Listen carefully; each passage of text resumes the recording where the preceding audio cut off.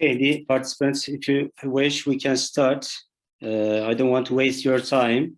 Welcome to the 3rd International Rumeli Language, Literature and Translation Studies Symposium. Today, we have got 5 presentations in this hall. This is the hall. The first presentation, sorry, I have to recall that each participant has got 10 minutes for their presentation, friends. And we will have got 5 extra minutes for question and answer part. Now, if you wish, we can start. The first presentation topic belongs to Dr. Volkan Kılıç. It is a Jungian approach to a hero's individuation processes in Rowland's Harry Potter and the Philosopher's Stone. Yes, Dr. Kılıç, stage is yours, please.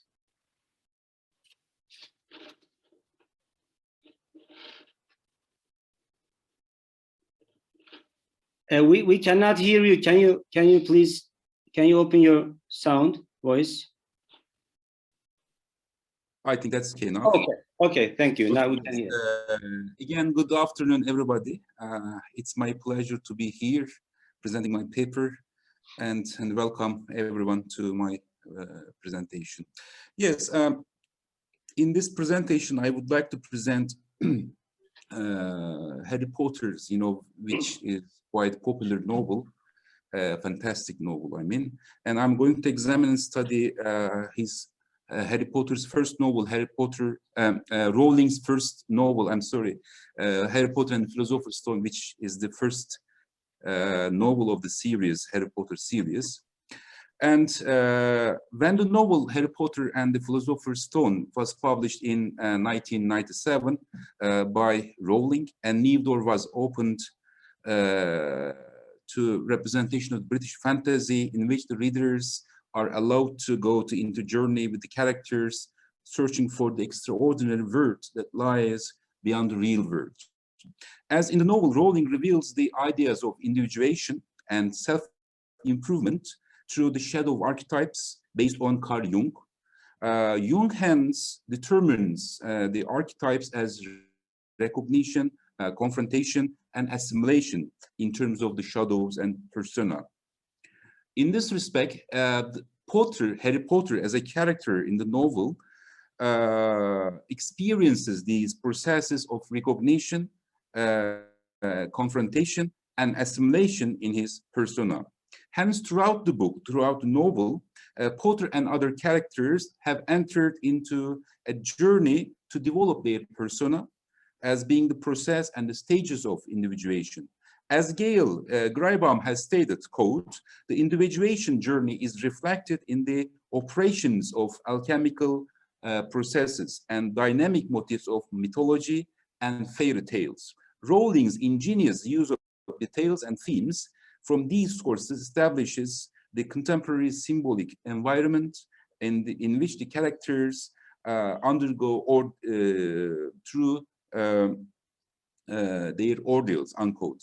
In this respect, Harry Potter's psychic individuation is completed through the journey in which he confronts with the archetypal elements and characters, and the primary goal of Harry in this novel is to learn the skills that will enable him to navigate between worlds, whether these be conceived as muggle and wizard, student and teacher, upper and lower, inner and outer, unquote. Moreover, considering the spiritual and psychological condition of the character, Potter proceeds through the figures of being an orphan, a vampire, the resilient young masculine, which are all the processes of individuation in Jungian terms. Hence, the novel reflects a clear explanation of Jungian concepts such as shadow and persona archetypes. According to Jung, the archetypes are all the symbolic aspects of the human psyche, which we all contain within ourselves in life. Thus, the novel presents and represents a character's development process through these archetypes and individuation in the form of shadows and persona. And considering the ideas and theory of Jung given above, it can be stated that in the novel Harry Potter and Philosopher's Stone, one can encounter with the process of individuation in the character of Harry Potter, who undergoes a complete change in personality, entering into a quest or a journey to the fantastic world, where he develops in his and improves his individuation for maturity and self-realization through recognizing, confronting, and assimilating the representations of shadows and persona in the psyche. So in this paper, the main character's heroic quest for knowledge in Rowling's Harry Potter and Philosopher's Stone will be analyzed in terms of Jung's theory of archetypes and individuation. Initially, it can be stated that shadows plays a significant role in the self-realization and maturity of the character Harry Potter, in which he embarks on a journey to Hogwarts Wizard School, where he accomplishes the process of individuation. Accordingly, it can also be stated that the movie, in the novel, Harry Potter and the Philosopher's Stone, it reveals the good and the evil confrontation for the character Harry, in this respect, as the shadows function as evil and the opposite of Harry's goodness. In this respect, in the story of Potter, there is the representation of the moral struggle in the epic manner between the opposites of evil and good, or the wise and the good. In this respect, Jung defines the process of individuation as the confrontation of shadows with the character, as shadows are the integral part of the human self, and the process of individuation begins with the realization of the shadows. In the novel, the shadows, quote, are projected out into environment onto the others, unquote. Thus, shadow in this respect, and in fact, the archetype of the dark side of human self. As Jung states, I quote, the shadow is a moral problem that challenges the whole ego personality. For no one can become conscious of shadow without considerable moral effort. To become conscious of it involves recognizing the dark aspects of the personality as present and real. And this act, the individual, an essential condition for any kind of self-knowledge, and it therefore, as a rule, meets the considerable resistance. And indeed, self-knowledge as a psychotherapeutic measure frequently requires much painstaking work extending over a long period, unquote. Likewise, shadows in this novel plays the heroes representing of inner evil, as opposed to the self and persona. And in the novel, the archetype of the shadows is represented in the form of recognition, confrontation, and assimilation. Hence, in the book and in the novel, shadows appear many times and stress many places. For example, in the character of Voldemort, and there are two scenes that mentions the shadows and the appearance of the owls and the cat in the street as shadows at the beginning of the novel. And the novel, in fact, is the maturation, the story of maturation of the character Harry. And the shadows are represented in the recognition and knowing of the evil side of people and nature as well. Shadows as an archetype appears in the novel as recognition. In this respect, the hero, Harry, recognizes the shadow which contributes to his individuation process through his knowledge and learning of the evil side of nature and his self in many respects.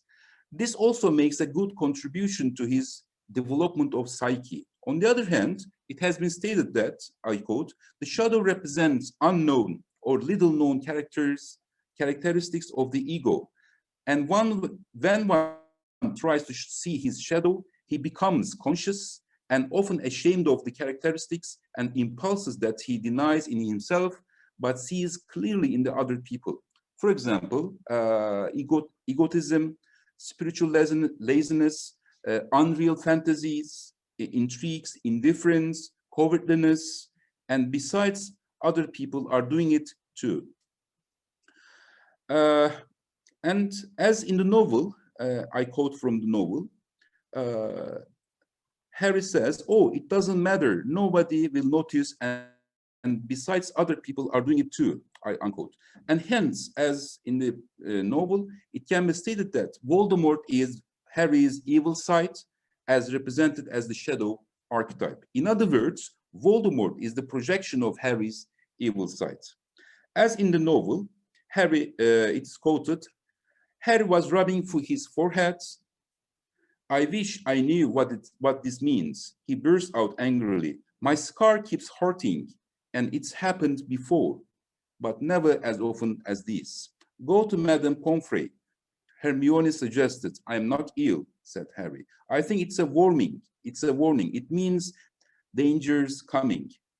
Ron couldn't get worked, but it was too hot, unquote. And in this scene, Harry's care burns before Voldemort stealing in the stone.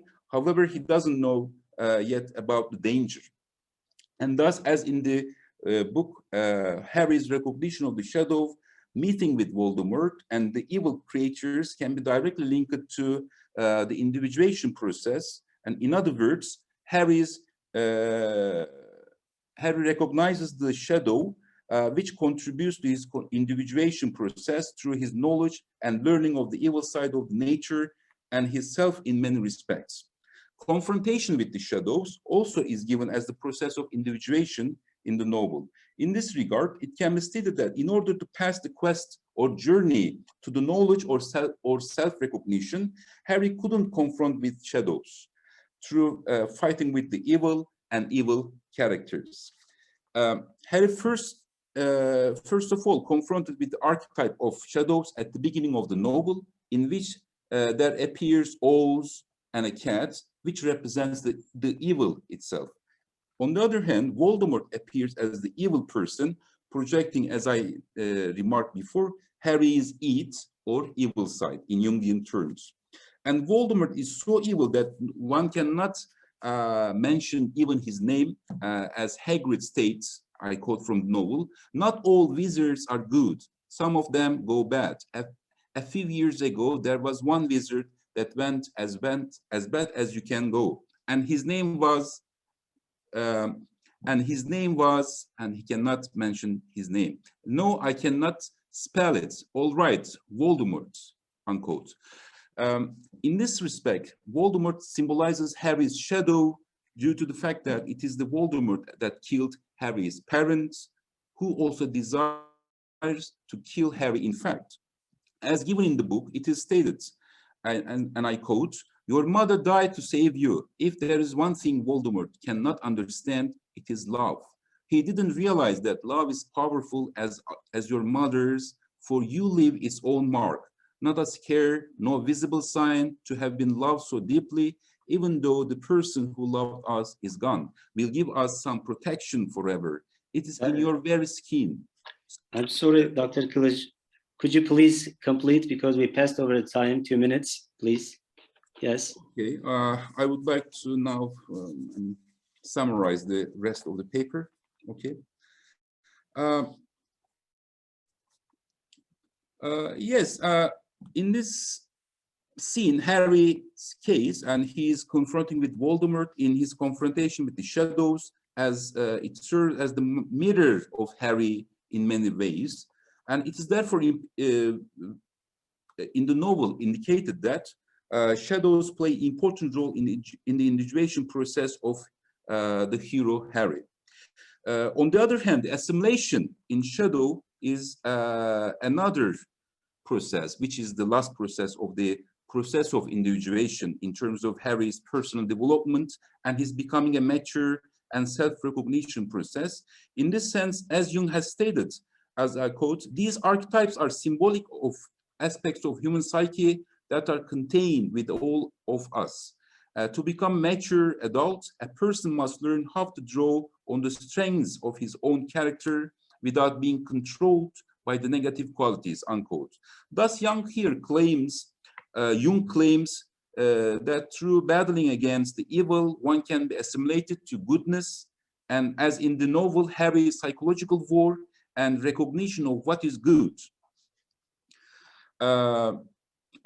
and this reveals his assimilation in the shadows through goodness and recognition of what is good.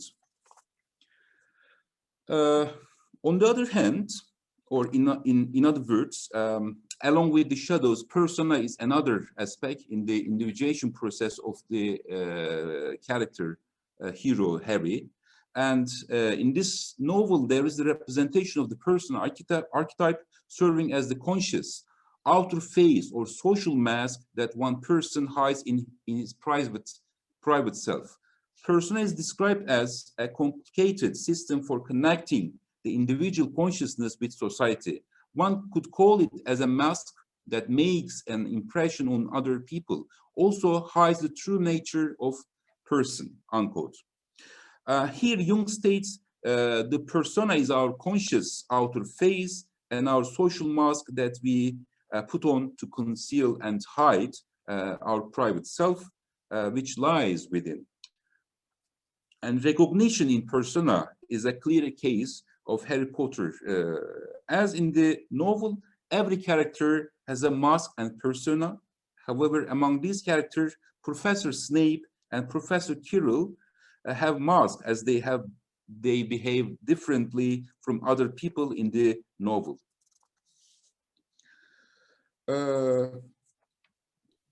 We can take your last words, Dr. Okay, as a result, to sum up, the novel represents a character's development of the process of all these archetypes that I have mentioned, and an individuation in the form of shadows and persona. And considering the ideas and the theory of Jung given as in the paper, it can be stated that the novel, in the novel, one can encounter with the complete change in the personality of Harry, entering into a quest or journey to the fantastic world, and in which the character is developed and improved his individuation for maturity and self-realization through recognition, confrontation, assimilation, which are the representations of shadows and persona in his psyche. Okay, thank you very much. That's, I think time is up for my paper. Yes, we passed over the question and answer part 2. Okay, that was so tasty, so useful. Thank you very much for your beneficial presentation, Dr. Kılıç. Now, is there any question? Excuse me, yeah, I have a question. Volkan Hocam, I truly enjoyed your presentation. It was it was really interesting. I never took a novel this way. Now, in your presentation, you said the shadows represent evil, and they're something undesirable, but they are also inherent within us. Am I right? Yeah. Okay. So it also helps to build his character. You know, Harry Potter's the main character's character. So how come it's bad? I mean, if it's something inherent, we should embrace it, and it also helps maturation and also development of his character personality. And it is inherent within us, and as well as inherent within the character. I don't know. Is that clear enough? Is the question? So is it something undesirable? You know, those shadows or the evil side of human beings, is that something undesirable? Something that should not be embraced and glorified? Am I clear enough? Yes, I think, and thank you for your question. That's very clear. Yes, according to Jung, shadows, I mean, represents the evil side of human nature. So in this novel, Harry Potter's, development of his psyche comes through, he's encountering with the shadows. I mean, he has to battle against and fight with all these evil characters and evil in himself. And according to you, this is the evil in human sense and in human self. I think. If you contribute, okay, you're welcome. No, Hocam. I think you answered my question perfectly well. The only thing is, like, so you're saying it's something desirable. Am I right? I mean, it's evil. It's inherent within us. So it's something not necessarily evil. It's not something necessarily bad. I cannot state that it is desirable. Because this is, as you say, as you remark, this is an inherent and yes, act in behavior or inherent psyche in human sense and in human self. Okay, thank you, Hocam. I Uh, appreciate that. Thanks a lot. Thank you for your dear, I mean, very valuable contribution. Thank you very much. Likewise, Hocam. Yes, dear friends, thank you very much for the question attribution. Now the second study belongs to Dr. Hüseyin Ekrem Ulus. The title is A Character at the Threshold, Political Implications of Liminality in Gilman's The Giant Wisteria. Yes, Dr. Ulus, the stage is yours. We cannot hear you. Can you unmute your sound? Yes. No, we can hear. I'm going to share screen and get started right away. Yes. All right. Let me take this down. Okay. So today I'm going to talk about Charlotte Perkins Gilman's short story Giant Wisteria. First of all, I'm going to give some background information, very short, brief information about the story. And I'm going to define what I understand from liminality. And thirdly, I will talk about the politics of liminality in Giant Wisteria, and I'll conclude. So, generally speaking, my thesis is as follows. Oops, sorry. Maybe if I take this down, yes, it's better now. Okay. In literature, creating counterfactual, alternative, or liminal spaces has several uses, as in this story. The act of passing the threshold of real and imaginary could enable a character to countervail the harshness of reality, and it may also help imagine that other forms of existence are equally possible. And in this story, coexistence of other voices is always there. Or it could create a space where one can question and challenge what exists, so that he or she may explore other possible options regarding agency and action. So in other words, alternative spaces in narratives help restore agency and control to certain literary characters when they have not. Once the literary character assumes control through imagination of alternative realities, he or she passes a threshold of this kind, liminality of this kind, or goes through an initiation process. So Giant Wisteria is such a story, a literary work. Gilman's writing does not allow us as readers to have any clarity even to the last moment of the story. So it's the story itself keeping the readers in the threshold. What we know as a fact about the story, it's a ghost story. It's as a genre, it's called diptych. It's an artwork of two parts that match or complete each other. It's about a woman who has an illegitimate child in a Puritan setting in 18th century, and it's a patriarchal society and family. In the first part, this anonymous woman, we don't know her name, she's not given one. She's ashamed by her father for having an illegitimate child, and they come to England from England to America, to New World. And her father, because she has an illegitimate child, pushes her to marry her cousin just to clean the family reputation. And also, the father informs us that the mother is going to return to England, and she's not going to be connected to her child anymore, and she's involuntarily locked in a room. In the longer part, in the second part of this diptych, 1 century later, three couples rent the same house for a holiday, and they find out that this is a ghostly place in the middle of wilderness.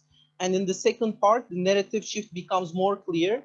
Quote, they find out once beautiful with rare trees and shrubs turned into a quote, gloomy wilderness of tangled shade. And a giant wisteria, which is a sort of wine, it's covering up all of the mansion, and the stem took over the whole house and the story as well. Quote, a huge wisteria vine covered the whole front of the house. The trunk, it was too large to call a stem, rose at the corner of the porch by high steps and had once climbed its pillars. Now pillars were wrenched from places and held rigid and helpless by the tightly wound and knotted arms. Wisteria took over the house, and it's going to take over the story and the first version of the fact. In the ending, the couple see quote bloodstains and crouching figures, and they figure a woman in the stem of wisteria, and one of them follows the silhouette to the cellar, and they see that the woman wears a cross, a little red cross that hung from her neck, just like a punishment from Christianity mythology. The party take up the bucket from the well, and they find out the skeleton of a newborn child, and they also find the corpse of the woman. Quote, in the strangling grasp of the roots of the giant with great wisteria lay the bones of a woman from whose neck still hung a tiny scarlet cross on a thin chain of gold. So what is liminality, first of all? It's a term coined by Van Gennep.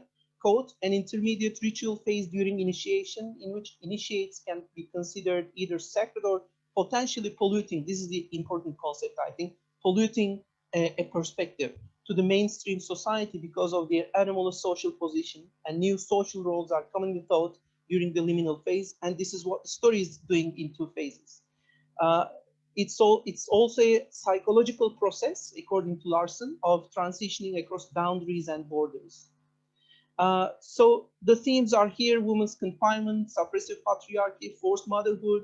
But in the narrative, this liminality works in these through these themes. Reading is like an excavation here. We unearth things, and in this perspective, visibility is provided to the invisible. And haunting is a general theme. Women's baby is unearthed or comes to world once more again. And the values of Puritanism is juxtaposed to the values of 100 years later, and of course to the time of the reader. And all of this, what is buried, haunts the readers throughout the story. So the story starts like the narrative of oppression and ends to reveal the details about the suppressed, this hysteria taking over the mansion, unearthing of the child, and the readers are haunted. So there are two texts in the story. In the first part, the dominant voice is that of father. In the alternative and second part of the text, what is unearthed by the visiting couples enables all of us to learn about the fate of the child and the mother. So in this sense, the second text takes over the whole narrative, just like Wisteria taking over the mansion. So this is foreshadowed from the beginning. Quote, they had explored the house from top to bottom, from the great room in the garret with nothing in it but the rickety cradle, rotten cradle, to dwell in the cellar without a curb, with a rusty chain going down to the unknown blackness below. So here you see the juxtaposition of two stories. They had explored the grounds, once beautiful with rare trees and shrubs, now with gloomy wilderness of tangled shade. And of course, the characters give us more hints about this foreshadowing. Code, what a house, what a lovely house. I'm sure it's haunted. I'm convinced that, there's a story. If only, if we could only find it. So this is both the unearthing of the corpses, but also the story, but also other perspective. This is narrative liminality. Okay, so this whole reading experience itself is like a passage towards the unknown. So this is, and as readers, we are going through this threshold as well. Called unknown blackness below is a specific example of this. And Susie gives another good example of this quote. Just look at this great wisteria trunk crawling up by the steps here. It looks for all the world like a writhing body, cringing, beseeching. So it's like a reality trying to come up to the surface. It's similar to an animal or a living thing trying to come up to the surface. The reality and the reading experience is itself. So what? So the narrative is dissolved. The first narrative is dissolved in the second. So what is obvious and normal is now perceived as oppressive and disturbing. And what is buried becomes visible now. Quote, truth lies it hid in a well, and we must get her out. So is the question here is, one question could be, is the real experience of this oppressed woman and the dead infant, is it totally unearthed? It's open to interpretation. It's possibly not, because even though they became more visible, the voice is not fully restored. So this is how liminality works here, actually. It's keeping the readers in between. It's not giving us the answers, but it just shows us that other perspectives are also possible. This is in betweenness of the story. So Giant Wisteria is a modern text. It looks to here and now, but through leaps of time, in time, and it narrates the plight of women. Of course, this is a strongly feminist perspective, and it provides an implicit insight from the emerging field of psychology. So liminality is interpreted through the emerging field of psychology here. And it calls for, of course, alternative perspectives and interpretation, and it does so through showing us that contradictory voices in the narrative coexist, and it always coexists. And it demands curious and attentive readership, and it involves the readers into the story through reading. And the two-part story challenges the whatever may be called as normal or the obvious. I'm going to finish with a nice quote from Gilman herself. She writes, "The art of fiction is being reborn these days. Life is discovered to be longer, wider, deeper, richer than these monotonous players of one tune would have us believe." So it's, I think, a nice quote, and it's also showing what this short story is doing and how a literary work functions, and it's telling something precious us about not only about an experience, but also about, generally speaking, about life itself. All right, I think it's perfectly 10 minutes. Yes, thank you very much for using time effectively, Dr. Hüseyin Ekremulus. Is there any question? The participants?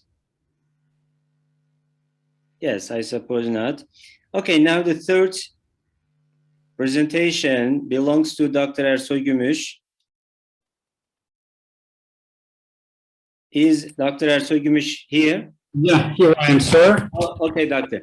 Yes, the topic of the study is Marxism revisited in the post-colonial context, class, corruption, and poverty, and the White Tiger by Aravind Adiga. Yes, Dr. Gümüş, stage is yours. Thank you very much, sir. At first, my paper will focus on Marxism and its representation in the post-colonial context and the post-colonial world. First of all, I'll give a brief summary of Marxism. Marxism claims that the real force creating human experience is the economic system which structures human societies. In other words, for Marxism, getting and keeping economic power is the motive behind all social and political activities, including education, philosophy, religion, government, arts, science, technology, and media. Therefore, economics is, quote, the base on which the superstructure of social, political, and ideological realities are built, unquote. From a Marxist perspective, differences in socioeconomic class divide people in ways that are much more significant than differences in religion, race, ethnicity, or gender. For the real battle lines are drawn between the haves, quote, haves, and the have-nots, unquote. It means that these lines are drawn between the bourgeoisie, those who control the world's natural, economic, and human resources, and the proletariat, the majority of the global population who live in substandard conditions and who have always performed the manual labor that fills the coffers of the rich. The exploitation of one social class by another is seen especially in modern industrial capitalism, particularly in the 19th century. However, it's also observable in post-colonial countries, which, even after gaining their independence, suffer from the neo-colonialism, representing, quote, imperialism in its final and perhaps its most dangerous stage, unquote. Regarding the social classes, Pollutants writes that, quote, social classes are not, in fact, an empirical thing of which the structures are the concepts. They denote social relations, social ensembles, but they are the concept of them. That is, the concept of a class is a classification of a social ensemble according to various criteria. To ascertain the criteria that Marx employed to designate a class, it might be useful to specify the criteria that he didn't employ. Firstly, classes are not based on alleged biological differences such as race or sex. Class differences are those which can be overcome. Similarly, classes are not nationalities, cultural groups, or religious sects. Therefore, an unmediated class analysis postulates that no antagonistic differences separate humankind except those generated by different functions in a socioeconomic division of labor. It contains the prescription that one shouldn't discriminate on the basis of sex, race, creed, or nationality. Now, after giving a brief summary of Marxist ideology on class, I want to go on with the novel. Aravind Adiga's novel, The White Tiger, which was awarded the Man Booker Prize in 2008, is singular in its fictionalized portrayal of the relationship between Balram Halwai and his master, Mr. Ashok. The story exposes the poor-rich divide that surrounds India in the backdrop of economic prosperity. The novel is written in the epistolary form, and it has 7 parts, which are letters to the Chinese premier penned by Balram. Class antagonism and social stratification, which have always been a part of the societies, is clearly depicted in The White Tiger when Balram, the protagonist, states, quote, "Mr. Premier, I won't be saying anything new if I say that the history of the world is the history of a 10,000-year war of brains between the rich and the poor. Each side is eternally trying to hoodwink the other side, and it has been this way since the start of time. The poor win a few battles, but of course the rich have won the war for 10,000 years." Thus, the novel is a brutally realistic exposition of class struggle between 2 opposite strata of society, between which the gap is impossibly wide and it is still widening. Their interests are in a sheer contrast with each other. A chronicle of the underbelly Balram, the White Tiger, tells his dream of joining the well-heeled class by breaking the social, moral, and religious shackles in which he has been enchained since his birth, as he belonged to the lowest economic stratum of Indian society. Balram belongs to the proletariat. His education, his aspirations, and his quest for learning are scamped because of the oppression and exploitation of the capitalist class. He spends the early years of his life in utter poverty and misery. He witnesses his family members struggling to make both ends meet. His father dies because of insufficient economic means to access good medical facilities to cure his TB. His mother also dies because of the helplessness which results from poverty. According to Marx, the working class should have class consciousness to abolish this callous classification convention. This will help the people to challenge the status quo. Class consciousness is the awareness of the truth of the social conditions. Proletariat should support the revolution as they have nothing to lose but their chains. This is the case that is portrayed in The White Tiger as Balram breaks the shackles of class through class consciousness. His informal education and awareness make him class conscious and rips the facade of the division of society. He awaits a revolution to turn the system on its head, to make the rich capitalists powerless, which he expresses by saying, quote, "And if there is blood on these streets, I ask the steed, do you promise that he will be the first to go, that man with the fat folds under his neck," unquote. Societies are not divided only into proletariat and bourgeoisie, but there are numerous other subdivisions too. Every single aspect of man's life is an expression of his class. Their language, their food, their dress, their ways of living, sleeping and eating speak about their class. This is witnessed in the novel as people in India are stratified on the basis of geographical places of the country in which they reside. Balram points out that India itself is divided into 2, India of light and India of darkness. India of light belongs to the rich of India who can create their desired lifestyle even in dust and scorching Indian plains because they possess the money that is the ultimate source of power, whereas India of darkness is the India of the poor. Poverty, which reigns supreme in India of darkness, is illustrated as following, quote, "India is 2 countries into one India of light and India of darkness. Ocean brings light to my country. Every place on the map of India near the ocean is well off, but the river brings darkness to India," unquote. Living conditions for the residents of the darkness are frightening and animal-like. Educational facilities are sparse. School, where the protagonist Balram studies, is a nightmare. Big lizards crawl around in the school building, walls are broken, and there is no furniture for the students. Electricity poles are there, but they are defunct. Dark India has water taps, but those are broken and get no supply of water. Children in dark India are like ghosts with oversized heads because of malnutrition. All these problems are reflected in the novel as following. Quote, "Electricity poles, defunct, water tap, broken, children, too lean and short for their age, and with oversized heads from which vivid eyes shine like the guilty conscience of government of India. Many residents, unquote, many residents of dark India move to the cities in the hope of a better life.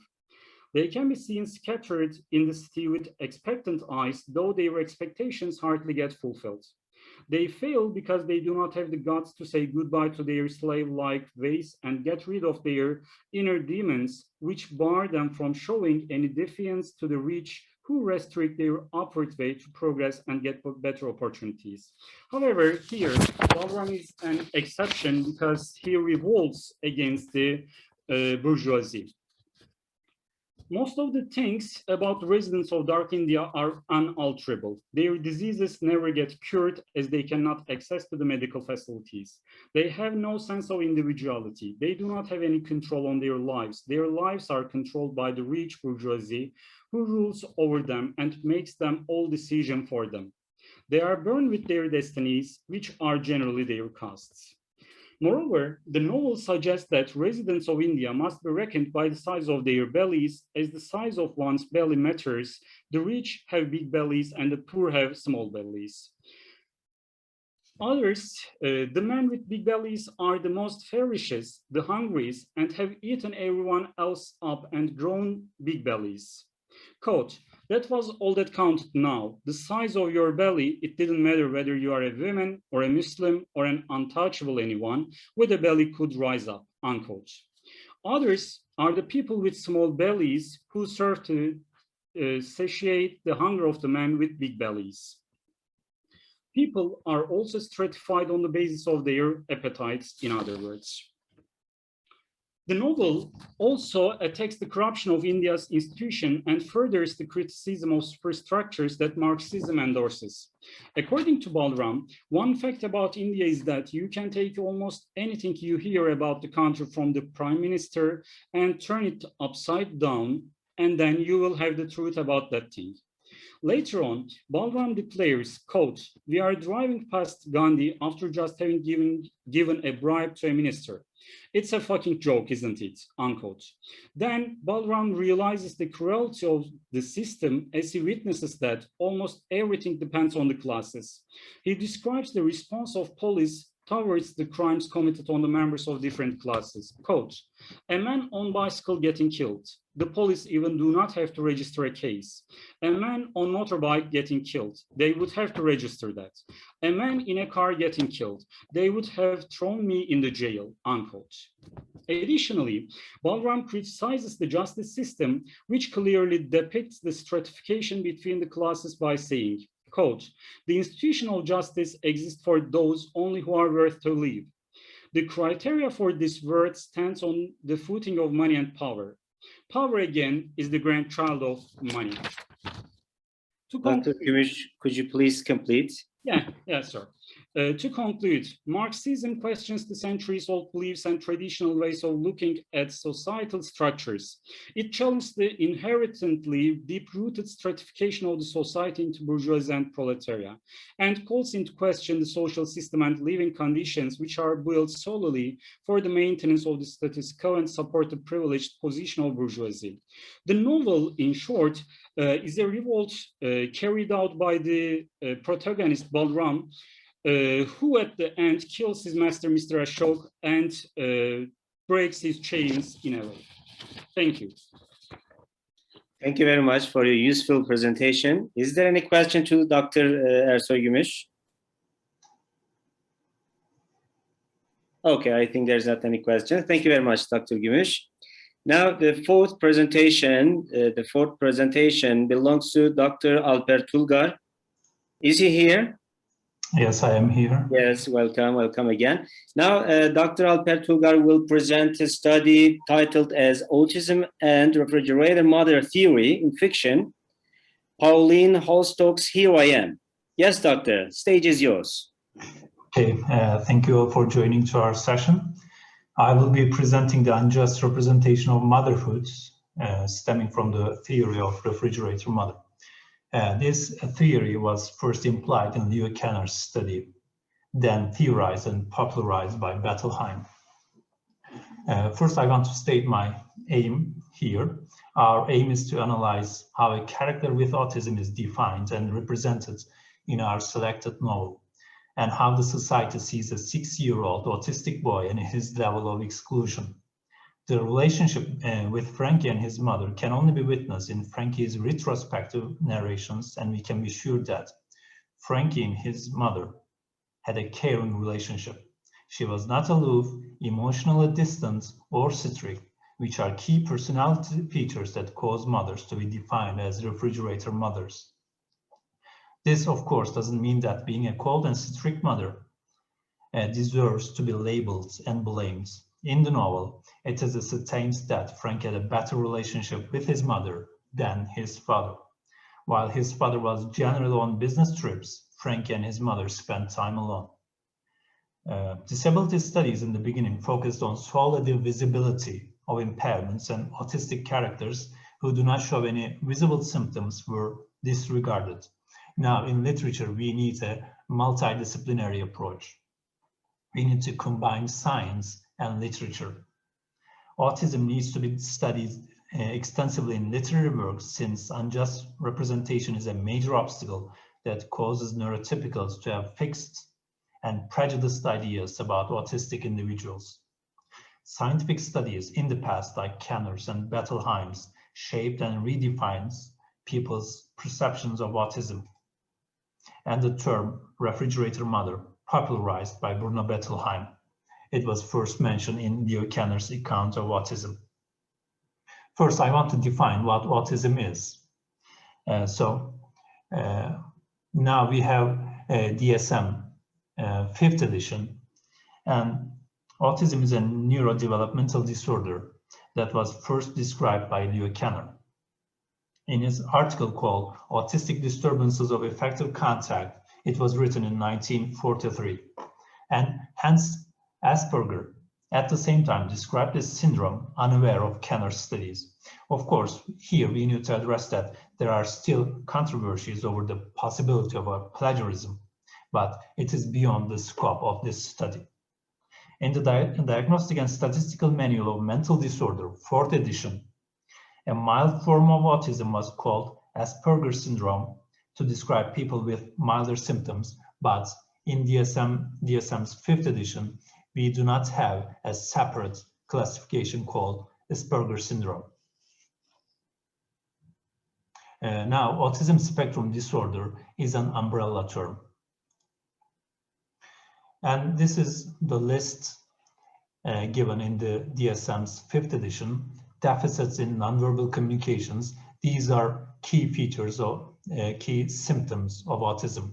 Challenges in verbal and nonverbal communication, lack of eye contact and body language, and deficits in understanding gestures, inability to read facial expressions and to use nonverbal communication skills, and limited interest in certain subjects. Here, DSM-5 lists the deficits in social communication, excessive repetitive behaviors, restricted interests, and insistence on sameness.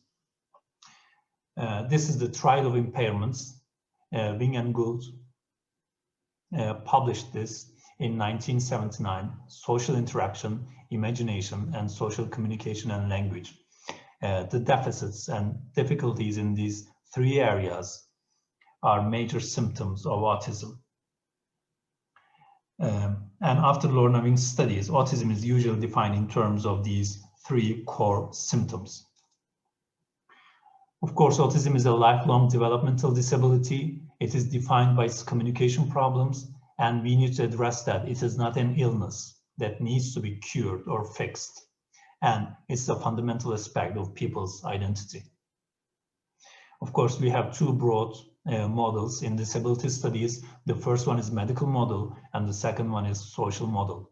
While the medical model focuses on deficits, social model stresses that disability is created by the society. Social model here stresses the social conditions which create disability. If perfect conditions are ensured, disability is out of question, which means disability can be eradicated.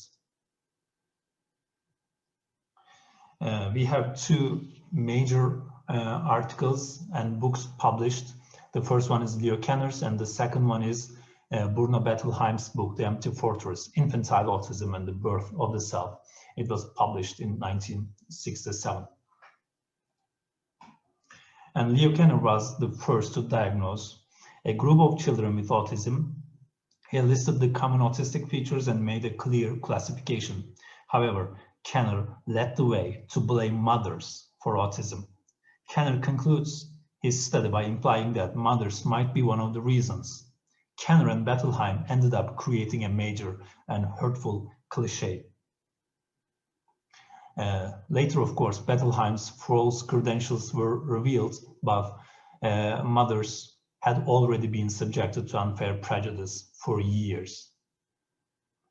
And this unfounded hypothesis created an image of bad motherhood, and eventually it led to guilt. As a result, mothers were thought to be the primary cause of autism. Emotionally distant and educated mothers, people thought that these mothers could cause autism.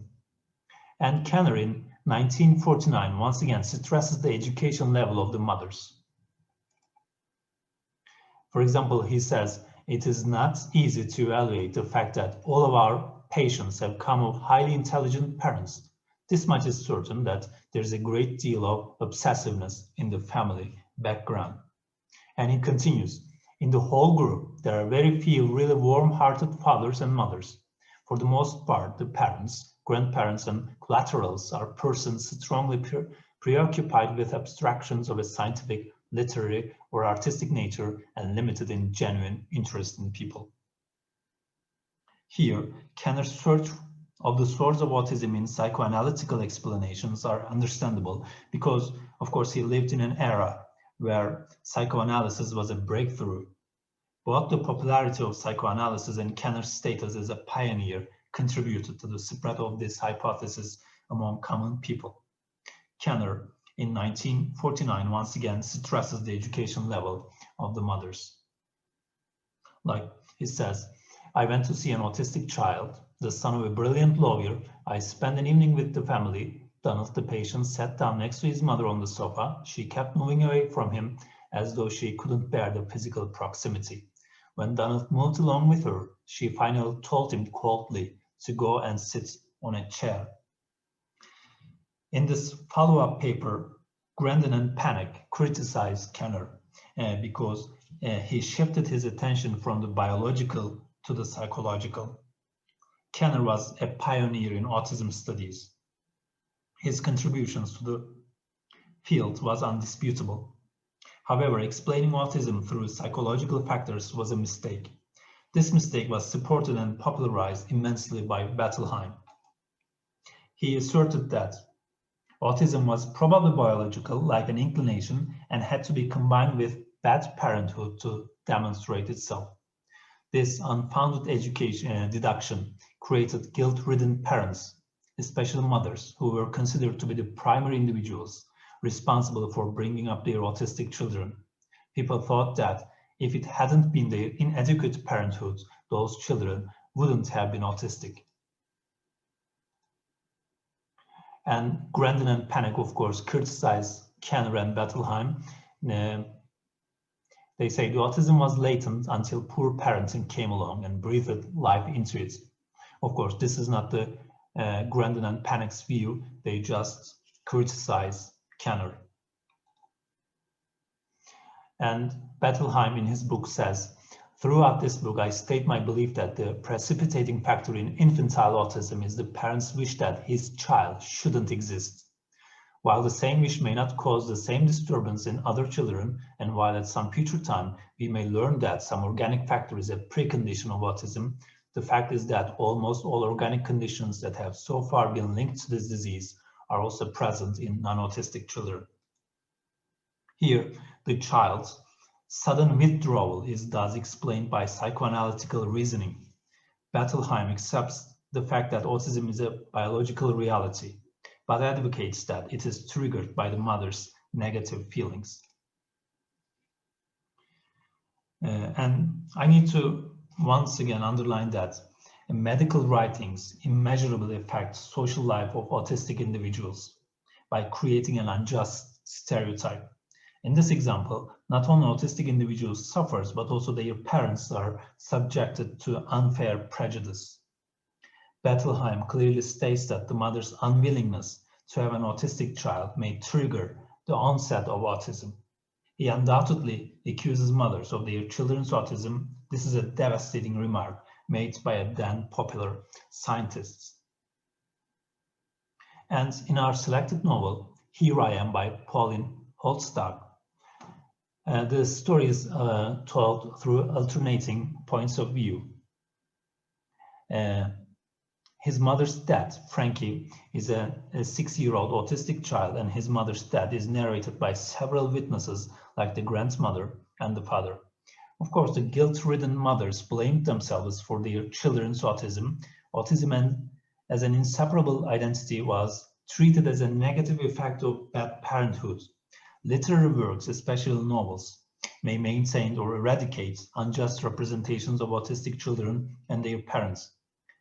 This unfounded hypothesis, called refrigerator mother theory, is not sustained today. However, in the past, it damaged the relationships between autistic children and their mothers. Dr. Tulgar, please could you complete? We passed over time. I'm sorry, interrupted. Okay. I just want to show some excerpts from the novel to show that Frank is unable to cope with the stressful situation, and his mother's death affected him immensely. Frankie and his mother had a good relationship, like this. She didn't turn around and say, "Good morning, sunshine." Sunshine. She didn't even move. I said, "Mom, I'm up," and she still didn't turn around. The fact that he lost the most precious person in his life has devastating effects on Frankie. And the cold mother stereotype is not sustained by the author, and a mutual loving relationship between a mother and a son is thus reflected in the novel. Okay, thank you for listening. Thank you very much, Dr. Tulgar. Thank you again for this useful study that draws our awareness towards autism. Personally, I thought that it was a kind of illness, but you said that it takes a lifelong process, and also it is not an illness that be cured or fixed. Thank you very much for this rising of awareness. Is there any question to Dr. Alper Tulgar? Mahmut Hocam, I have a question, if it's okay. Yes, please. Fikret Güven from Nişantaşı University. Yes. I forgot to introduce myself in the previous question. Now, Alper Hocam, are there any scientific works that blame fathers instead of mothers? Like, scientific works. I never heard the term refrigerator mothers before. It's the first time I come across, and it's fascinating. I was when I was listening, I was really surprised. So, are there any scientific works that blame fathers instead of mothers for autism or any similar sicknesses? Yes, actually, Kenner accuses both mothers and fathers.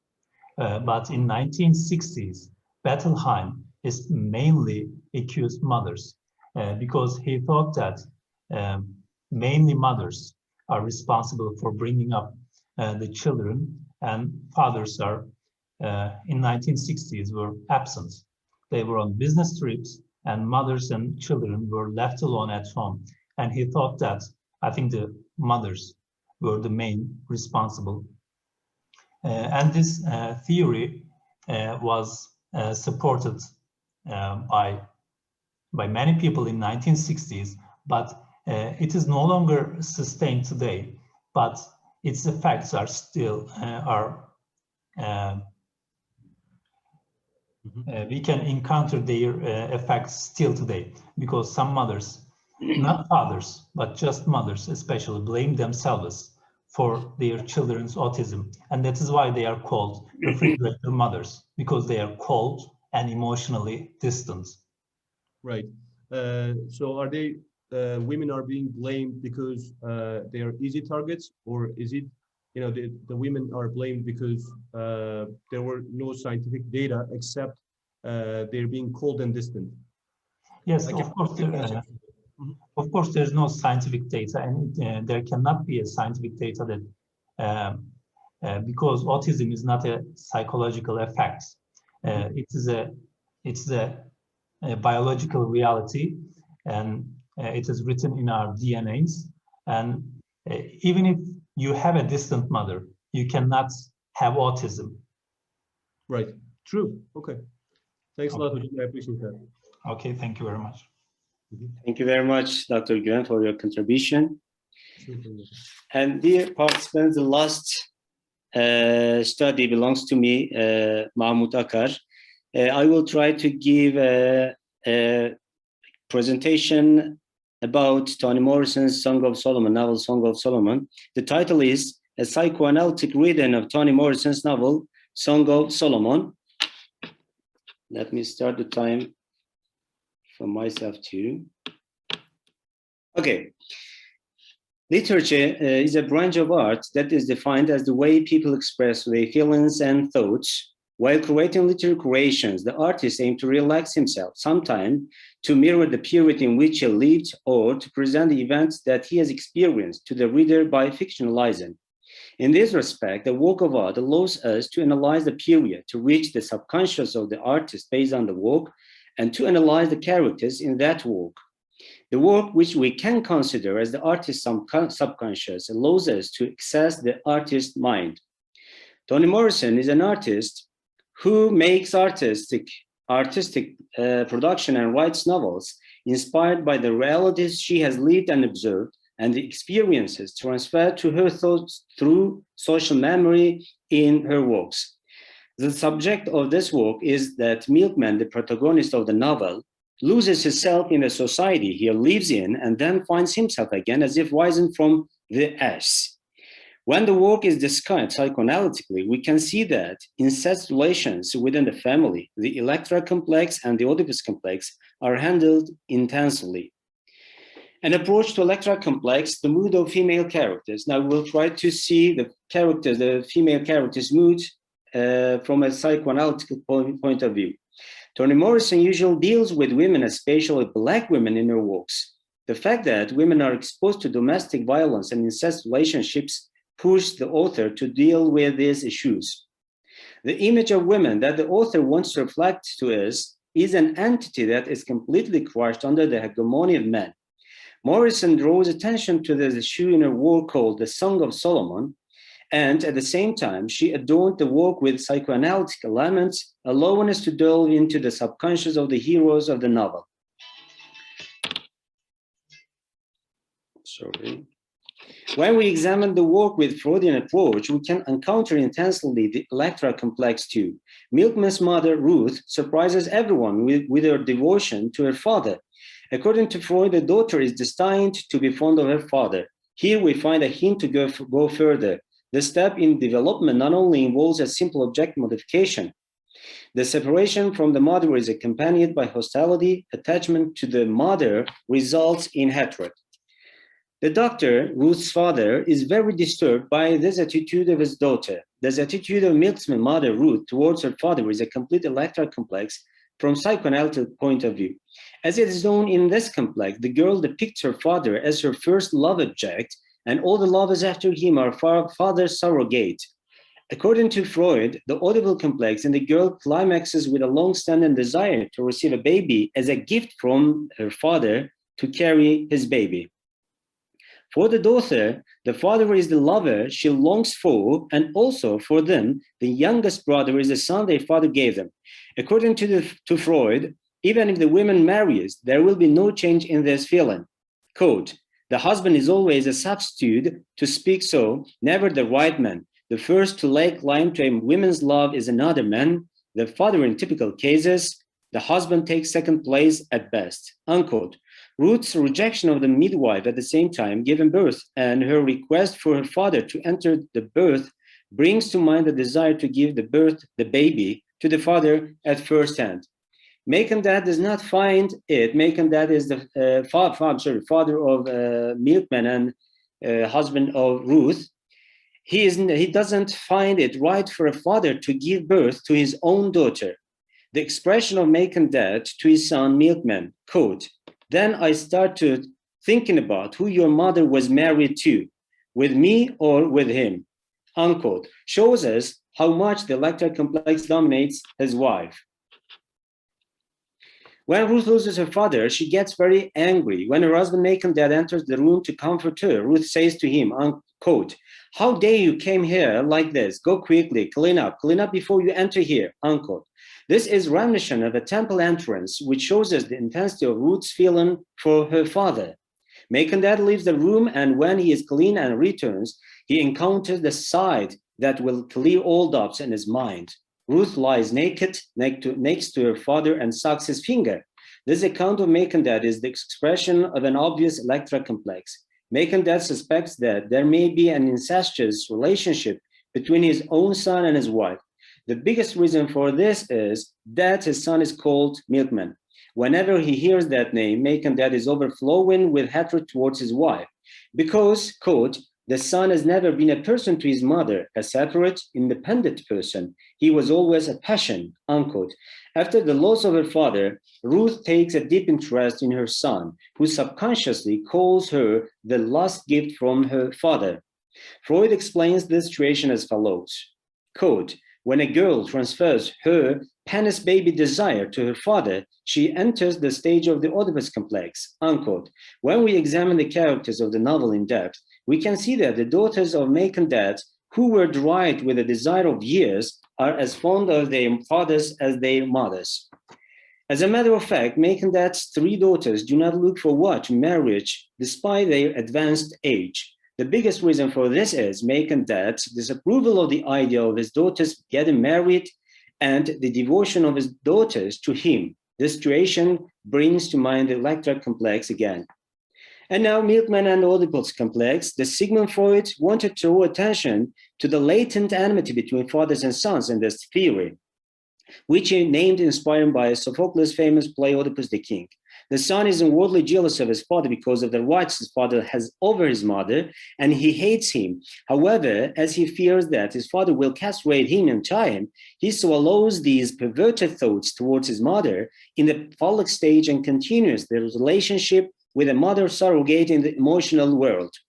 One of the biggest reasons for this castration fear is that, quote, "Female genitals, when seen later, are considered a cut-off organ and remind of this threat," unquote. The conflict between father and son in the novel Song of Solomon is actually not so latent.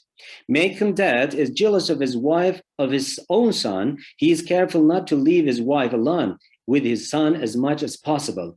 The first thing he suspects is the nickname Milkman given to his son. We can say that the act of sucking is continued not for nourishment, but for pleasure for Milkman animal. This suspicion causes him to hate his son and wife. He keeps his son away from his wife at every opportunity he gets. On Sunday afternoons, his son cannot even sit on his mother's lap during family car trips. He acts so because of the relationship he believes exists between his son and his wife. That is, he believes that his son is an Oedipus. While everyone calls him Milkman, this name is not only used by his parents. Macon-Dad doesn't even allow Ruth to take care of her son's need when he needs to pee during the ride. He assigns his daughters to this job. Macon-Dad is full of hatred towards his son and father-in-law. Ruth explains the situation as follows. This quotation is very important because we can see the peak of the hatred of father from son and also father-in-law. Quote, "I'm sure he didn't tell you that he killed my father and that he wanted to kill you too, because you two were taking my attention away from him," unquote. We witnessed the most obvious form of enmity and hatred between father and son. One day, when Macon-Dad tries to beat his wife, Milkman can no longer remain silent with this and attacks his father even though he fears and respects him. He resists his father for the first time by saying, quote, "If you touch her again, I'll kill you," unquote. His fear and respect for his father can be explained by the fear of castration when discussed in the psychoanalytic context. This is his first victory over his father. Morrison described the scene as, quote, "But he felt joy too, a grunting, galloping joy as old as passions. He had lost something and gained something at the same time," unquote. The reward for Milkman's victory was his mother, psychoanalytically, of course. Quote, the irrepressible desire to smash his father's face in was still restraining his arm, unquote. This desire can be interpreted as a desire to get rid of the father and remove the barrier between him and the mother. As a result, for Milkman, Hagar is the first lover of Milkman, and she is 5 years older than Milkman, is a lover, more than a love object to replace the maternal desire he is trying to get rid of. Like any man who wants to regain his freedom, Milkman believes it is time to leave his mother and mother surrogate lover. Now it's time to complete the developmental stage and become a real man. He is grateful to Hagar, his lover, because she is someone who has fulfilled her mission properly. In his farewell letter to Hagar, he states the following, and I want to thank you. I want to thank you for everything, for making me happy for years. Of course, I'm signing this letter with love, but I add gratitude as well as love, unquote. The biggest reason Milkman is grateful to Hagar is that she made him forget his mother and helped to empty his subconscious and mind. Now that he has reached both spiritual and physical maturity, Milkman wished to get rid of the authority of the mother or mother surrogate lover completely. This situation coincides with Freud's thesis that, quote, the liberation of an individual from parental authority while growing up is one of the most painful but necessary results of the developmental flow, unquote. Thank you very much for your patience. If you have any question, friends. Okay, thank you very much to participate in this symposium. I thank you on behalf of all the editorial committee. Thanks a lot, friends. Have a good day. Thank you, hocam. You're welcome. You're welcome.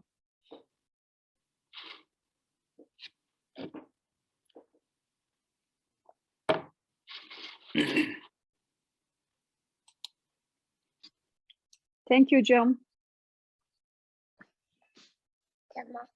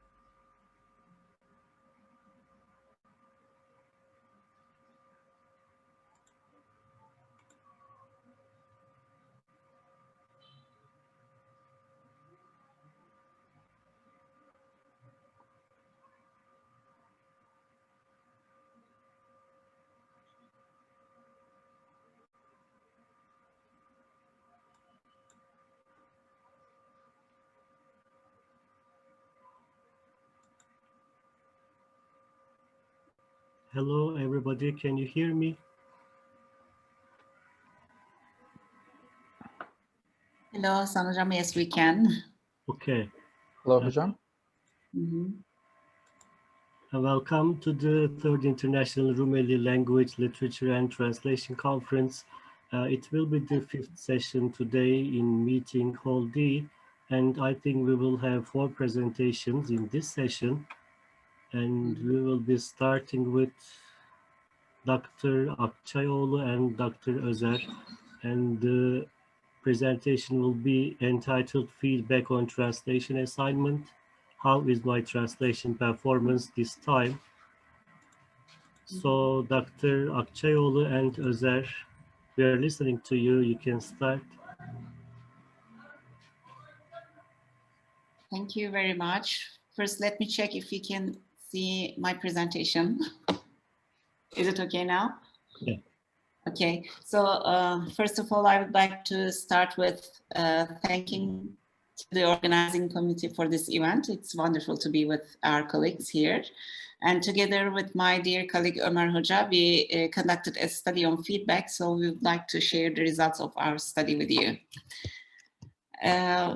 Before I start, I must say, when we say feedback, the feedback in this study refers to the feedback given in translation education to our students in the translation and interpreting department. And actually, feedback is one of the key components of translation education, and it has been subject to many studies.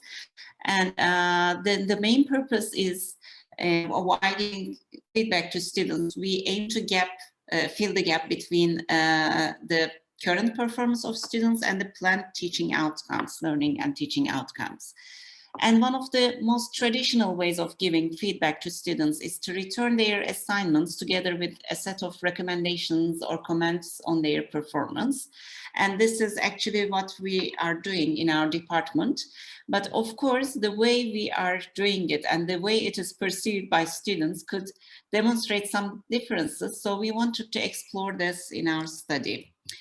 So the purpose of this study is to explore students' views and expectations about the feedback provided to them and discuss the changes in giving and receiving feedback on online teaching platforms. We collected data through an online questionnaire that had open-ended questions, and our participants were 20 students who were enrolled in 3rd and 4th year, 9 males and 11 females. And we analyzed the data using content analysis methods because all the questions were open-ended. The first question aimed to explore which sources students benefited from in the process of preparing their translation assignment. And when we ask this question to students, most of them say we benefit from internet. But when we say internet, we mean so many different websites, tools, paid or free software programs, and online or offline tools. So it may mean so many things. So in this study, we wanted to explore further which websites and in what ways they benefited from internet. As you can see, all the students reported that they used websites to make their translation better, and some of them used books or paid or free software programs. Only a small number of students thought that they benefited from other people, and most of the time they were their friends. And we asked them to name the websites they frequently used while preparing assignments. And as you can see from their answers, normally, at the very beginning of their career, they may say we use Google, and whatever they search first, whatever they get, will be the outcome of their performance, let's say. But the answers included Google Scholar, Göktes, ResearchGate, Wikipedia, online dictionaries, and Turkish Language Society's dictionary was one of the most frequently used websites. And we asked them, because in the department they submit assignments both in Turkish and in English, and we asked them what sources they used in while they are doing their assignments for the assignments submitted in English.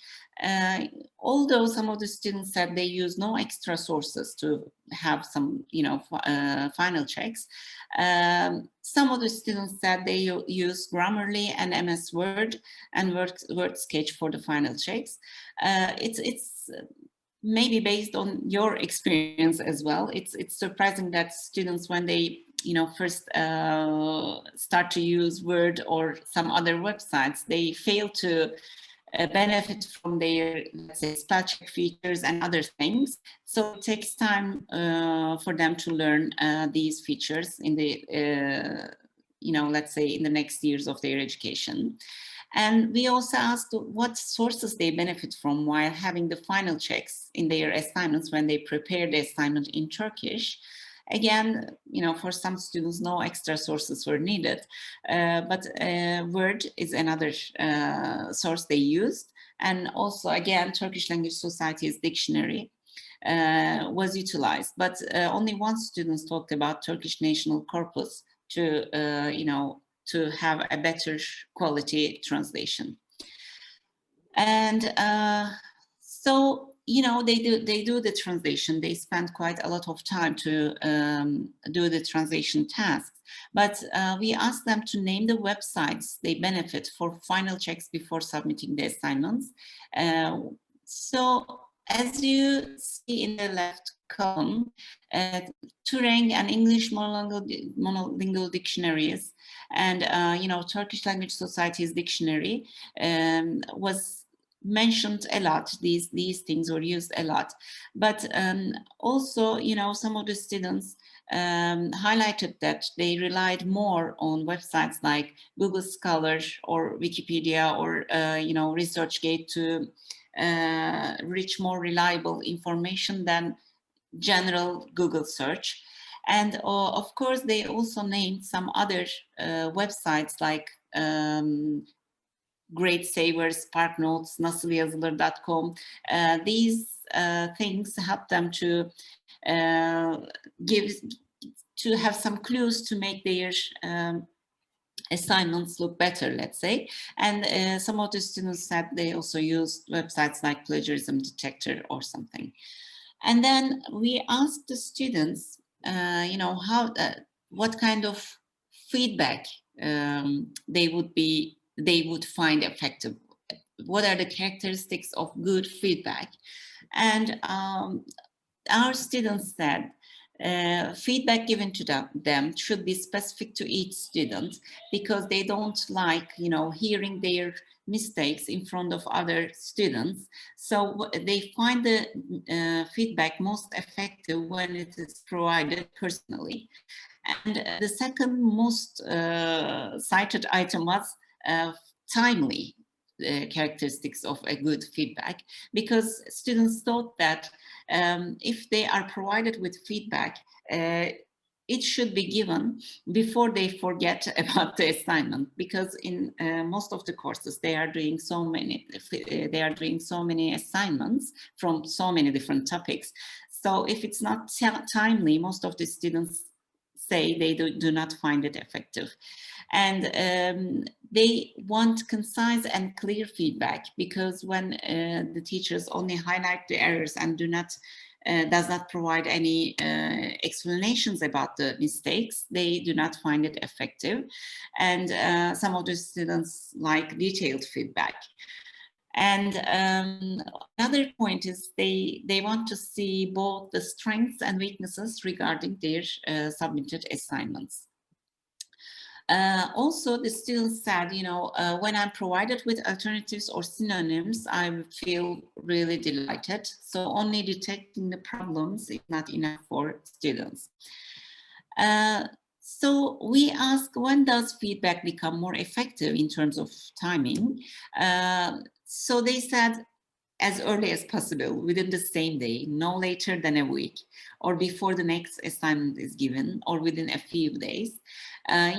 These answers actually demonstrate the teachers' challenges in providing feedback, because you are assigning some homework and for translation, and you are also supposed to work on it to provide the feedback. So when it becomes less effective, according to the students, when rather or extremely late, if it's not given within a week, if it's not given a 2-week time period, or not regularly. So if you fail to provide students with these characteristics of feedback, then they feel like do not benefit from the course, actually, in terms of the feedback given. So a quote from the students, so when it's given regularly, it's effective, otherwise it's not effective, it says. We asked them through which channels were you provided with feedback, because, you know, due to the pandemic, we couldn't have our students face-to-face, so we had to choose another ways of providing our students with feedback. And you know, we see that most of the teachers benefited from Google Classroom, or some of them preferred emails and verbally on Perculus, which means Perculus was the platform we used for conducting our lessons. So some of the students received feedback through Perculus verbally. And before the pandemic, yes, some of the teachers could have face-to-face feedback, but Google Classroom seems to be favored a lot by the teachers, let's say. And of course, but only returning the assignment with some detected errors, let's say, is not enough, because we are also kind of responsible to maintain students' motivation. So we asked them, when do you feel more motivated to do the next assignments? And they said, when it includes the examples of good and bad translations. So they say, okay, I see that my translated version was not good enough, but what could be the better version?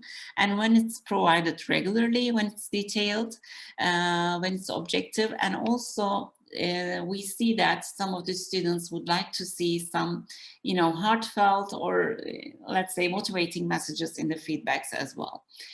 And we asked them, when do you feel less motivated to do the next assignment based on the feedback given? So they said, when it's not constructive, when it's too detailed, when it's too late, and when it's not provided regularly, I do not feel motivated for the next assignment.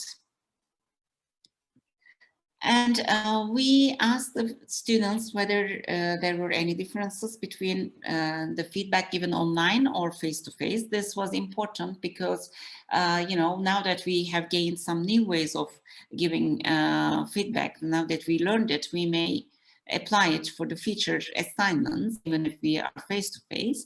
And about online feedback, students said that, you know, it's more personal, which makes it more effective because, you know, they have it through the online channels and only they can see them.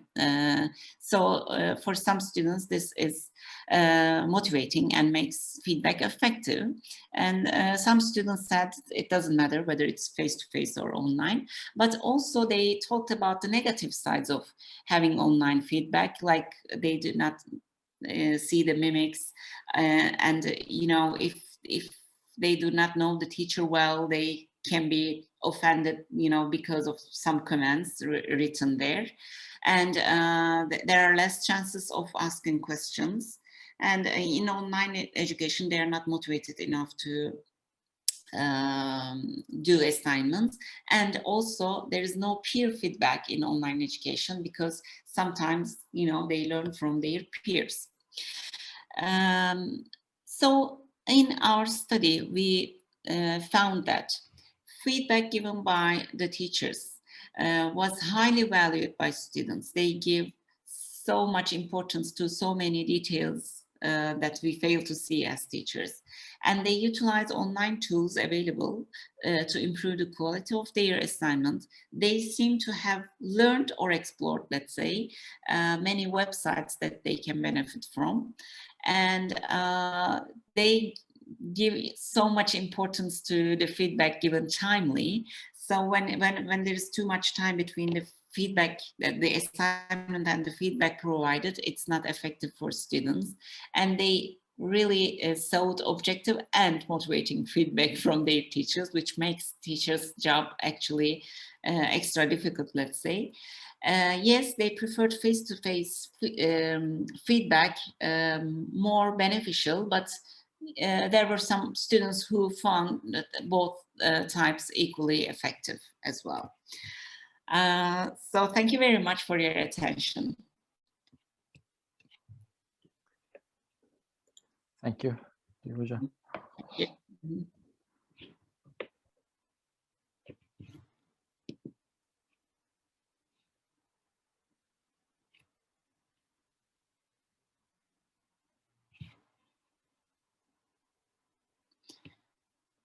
Your microphone is off, Hasan Hocam. I'm sorry. I was telling, talking about your effective use of time. Thanks a lot for that.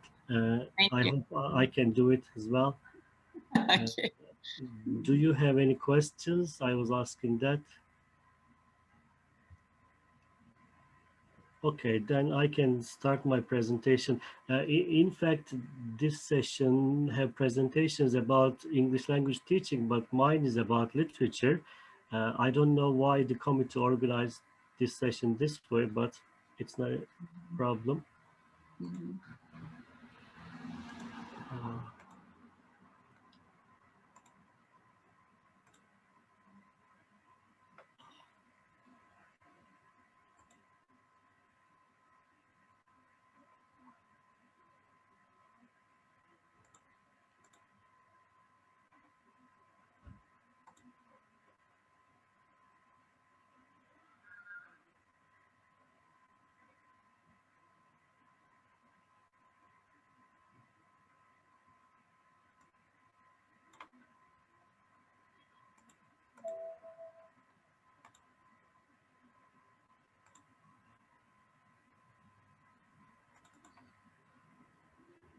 My presentation will be about a political novel, Orhan Pamuk's Snow. And it's entitled, Was It Possible for the Liberal and Secular Poet Ka to Avoid Being a Political Intellectual? And I'll try to read this novel as a political novel in the framework of the definition of the writer to write a political novel, what a political novel is. First of all,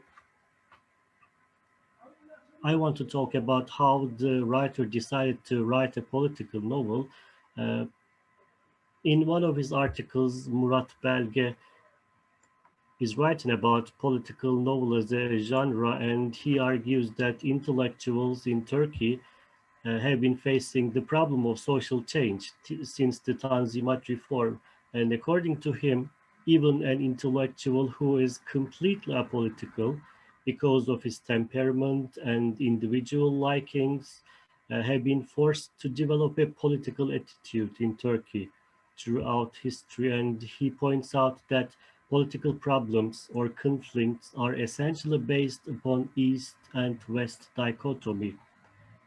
And when we read the novel Snow by Orhan Pamuk and his own statements about how he decided to write this novel as a political novel, the relationship between politics and the intellectual in Turkey is clearly seen, we can say that.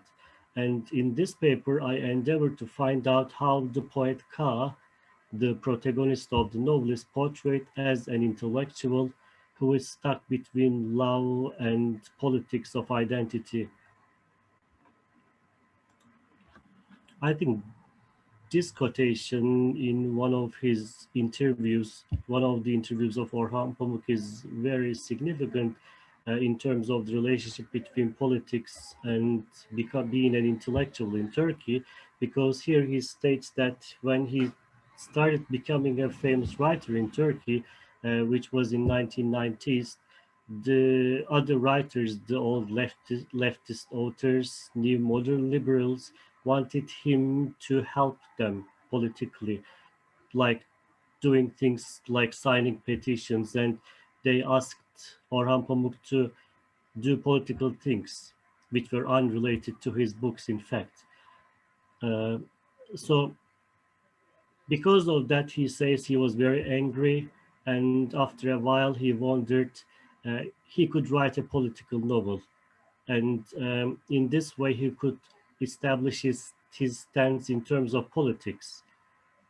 He was coming from an upper middle class family, and he was feeling responsible for those who had no political representations, and he believed in the art of the novel.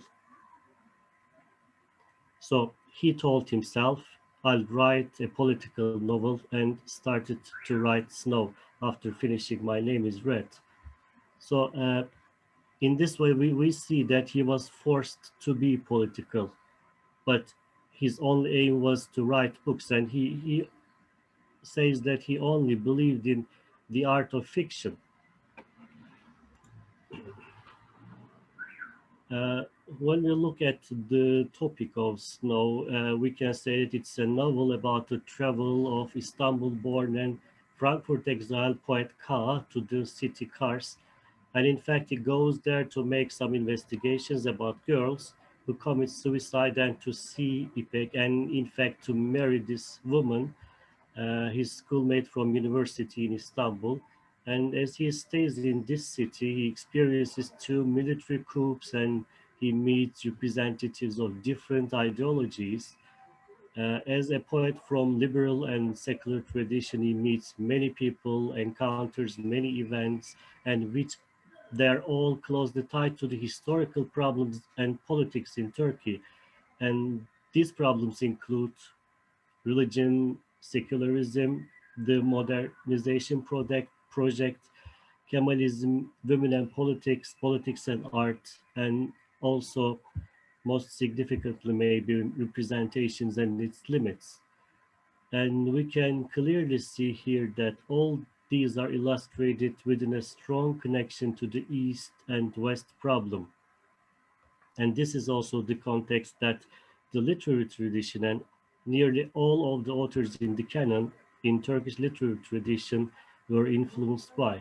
They were all dealing with this problem in different ways, using different methods in their work of art. Uh,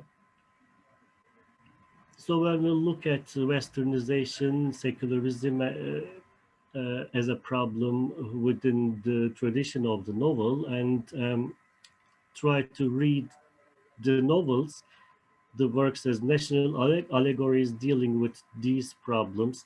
Uh, the argument of Sibel Erzek, I think, is important here because she states that it is possible to read the novel Snow, especially the mind of Sunay Zaim, one of the important characters in the novel, and his nightmarish parodies within the framework of national allegory, theorized by Jameson.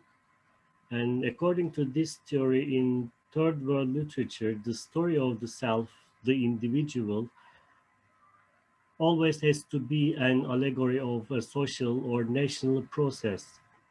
And in the novel we are talking about now, every character within their names, speeches, beliefs, and attitudes represent something about the national history.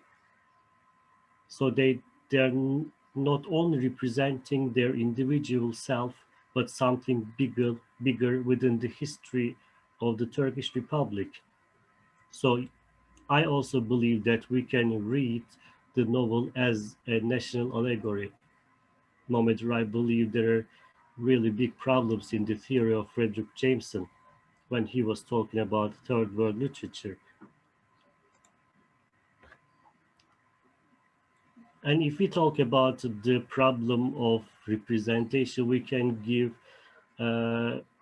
as the greatest example of the representation of the main character Ka, because he represents the people with a secular and Western background, and all the other characters know him for sure. He's an atheist. Characters define the other within very strict limitations. For example, in a conversation between Khan, Necip, Fazıl, and Mesut, the other ones, the people coming from the Islamic tradition, they discuss about girls committing suicide. And for these Islamist young boys, Ka is an atheist and he must have a tendency to commit suicide because of his unhappiness in life. Yeah, he is an atheist.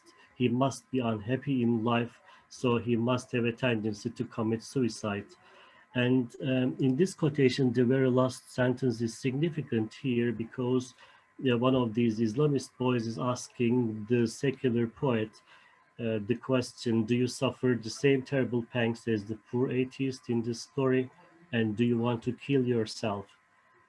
Because it is really logical for this person, secular person, who doesn't love the God, um, who doubts God's existence, to kill himself because he's unhappy in life. So the problem of representation is really significant throughout the novel, but when we look at how the author Orhan Pamuk looks at the representation, views the representation, uh, we can say that all people coming from different ideologies within the novel are talking for themselves, and he's not the novel is not trying to teach something to the reader. It doesn't have a thesis, and every individual, every people is talking about their ideologies, but uh, we can say that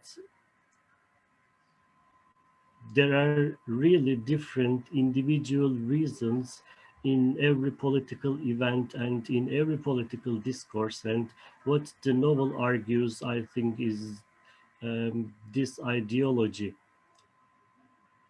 For example, in this example, Fazıl and Blue, they're different characters in the novel. They assuredly know that a Muslim woman cannot commit suicide. And if she does, she's not a Muslim anymore.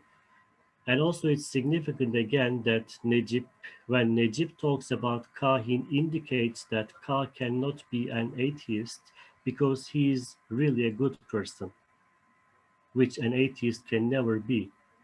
So we can understand the really rigid descriptions about different ideologies, different people within the novel. And the clash between the presentation of a person and the reality about this person is exhibited by the author also in the appearance and the character of Blue. From German newspapers, Ka knows that Blue is a political Islamist militant, but when Ka encounters Blue for the first time, he's extremely surprised by his appearance because it did not fit the stereotype definitions of people called Islamist militants or terrorists. So in this way, the novel and the writer is trying to question those stereotyped definitions. And here the question related to individualism and the representation between individualism and collective identities emerge. In the book, the reader always encounters the idea that even in the most political events, there is a highly individual aspect. And however, characters see each other as very solid identities, all these strict boundaries are erased and everything is blurred in a grayish color as the narrative goes on. And the author Pamuk always stresses the individuality of all characters and events. For example, even the military coup attempted by Sunay Zaim with the help of his friend Colonel Osman Nuri Çolak did not have pure political reasons. In the parts of the novel where this military coup was performed, the reader questions the reasons of this event. No one can be sure if it was because Sunay once lost his chance to act in the role of Atatürk or he was treated really badly by both secular and Islamist media or because of another reason. So here again we can understand none of the political ideas or ideologies have really pure reasons, and they all have some kind of individuality.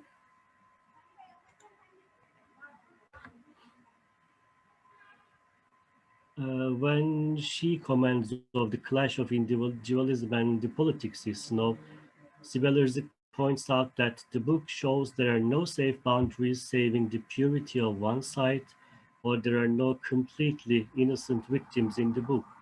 Individualism is established with lots of individual and cultural assumptions, and also ideologies and politics are areas where lots of individual wills and passions collide.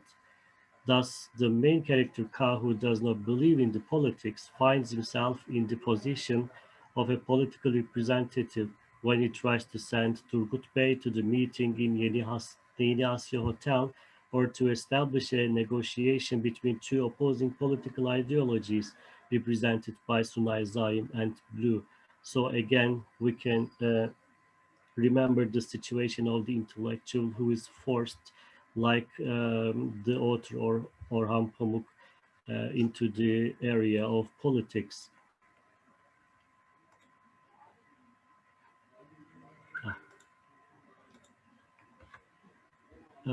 It's really easy to state that politics in Turkey is a sinister and slippery area, as exhibited in the novel. People search for an identity and cannot decide where they belong to. Another character, Muhtar, for example, is first portrayed as a left-wing university student who wants to be a poet. However, he then becomes the candidate of the Islamist Refah Partisi in elections. And other characters share this instability as well. For example, Turgut Bey is not sure about whether to support the military coup or not. Like in other novels of Orhan Pamuk, transformation is in the middle of the novel, as Hoca and Venedikli change their places and identities in the White Castle. This novel is also open to changing places in a grayish atmosphere, like in this novel, the transformation of Necip and Fazıl into another. This may be one of the most striking transformations in Orhan Pamuk literature, we can say. And as a conclusion, we can say Pamuk Snow can be read as an ideal political novel within the framework Pamuk himself describes how a novel should be, how a political novel should be, in fact. It depicts different parts of society in a realistic way and lets all the characters speak with their own words. However, the most significant aspect of the novel is that it questions the possibility of representation. In a cultural atmosphere where nobody can escape representing something or being political, the conversation between the Islamist student Fazıl and the liberal and secular narrator Orhan seems meaningful in terms of literature, politics, and representation. And we can see this dialogue here.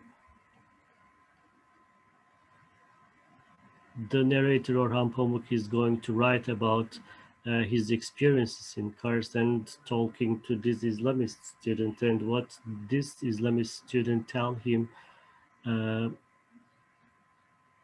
I'd like to tell your readers not to believe anything you say about me, anything you say about any of us. No one could understand us from so far away. And as Orhan Pamuk says, but no one believes in that way what he reads in a novel. The response to this student here is, if only to see them, they can believe that if only to see themselves as wise and superior and humanistic, they need to think of us as sweet and funny and convince themselves that they sympathize with the way we are and even love of us. So this dialogue, I think, clearly exhibits the representation, the problem of representation, and how it is impossible to represent something with a novel, with writing, and vice versa. Uh, Thank you for listening.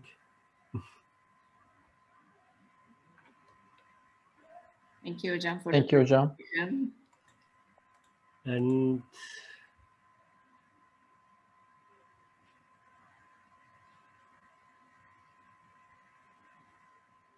I think the other presentation will be by Dr. Ayşe Adıyaman and Dr. Çağlar Demir, because the previous one was made yesterday, as far as I know, and the presentation will be entitled COVID-19 pandemi sürecinde evde kalma günlerinin yabancı dil öğrencilerine dil öğrenme motivasyonuna etkisi. Exactly. Hello, dear my colleague. How are you? Fine? We're fine, thanks. How about you? I'm all right. Just working on my paper, but trying to share it with you, but I can't share it now. I don't know why. Let me have a look. Can't share the screen. Well, what? You can't share the screen, it says. Why it happens like that? I didn't know that. Now, okay, what's wrong with that? I'm just trying to find out. Or maybe you should stop your screen share, I guess. I should do it, right? Oh, yeah. Is it okay now? Fine. Maybe if I can't share it, I will read it then, if it's possible.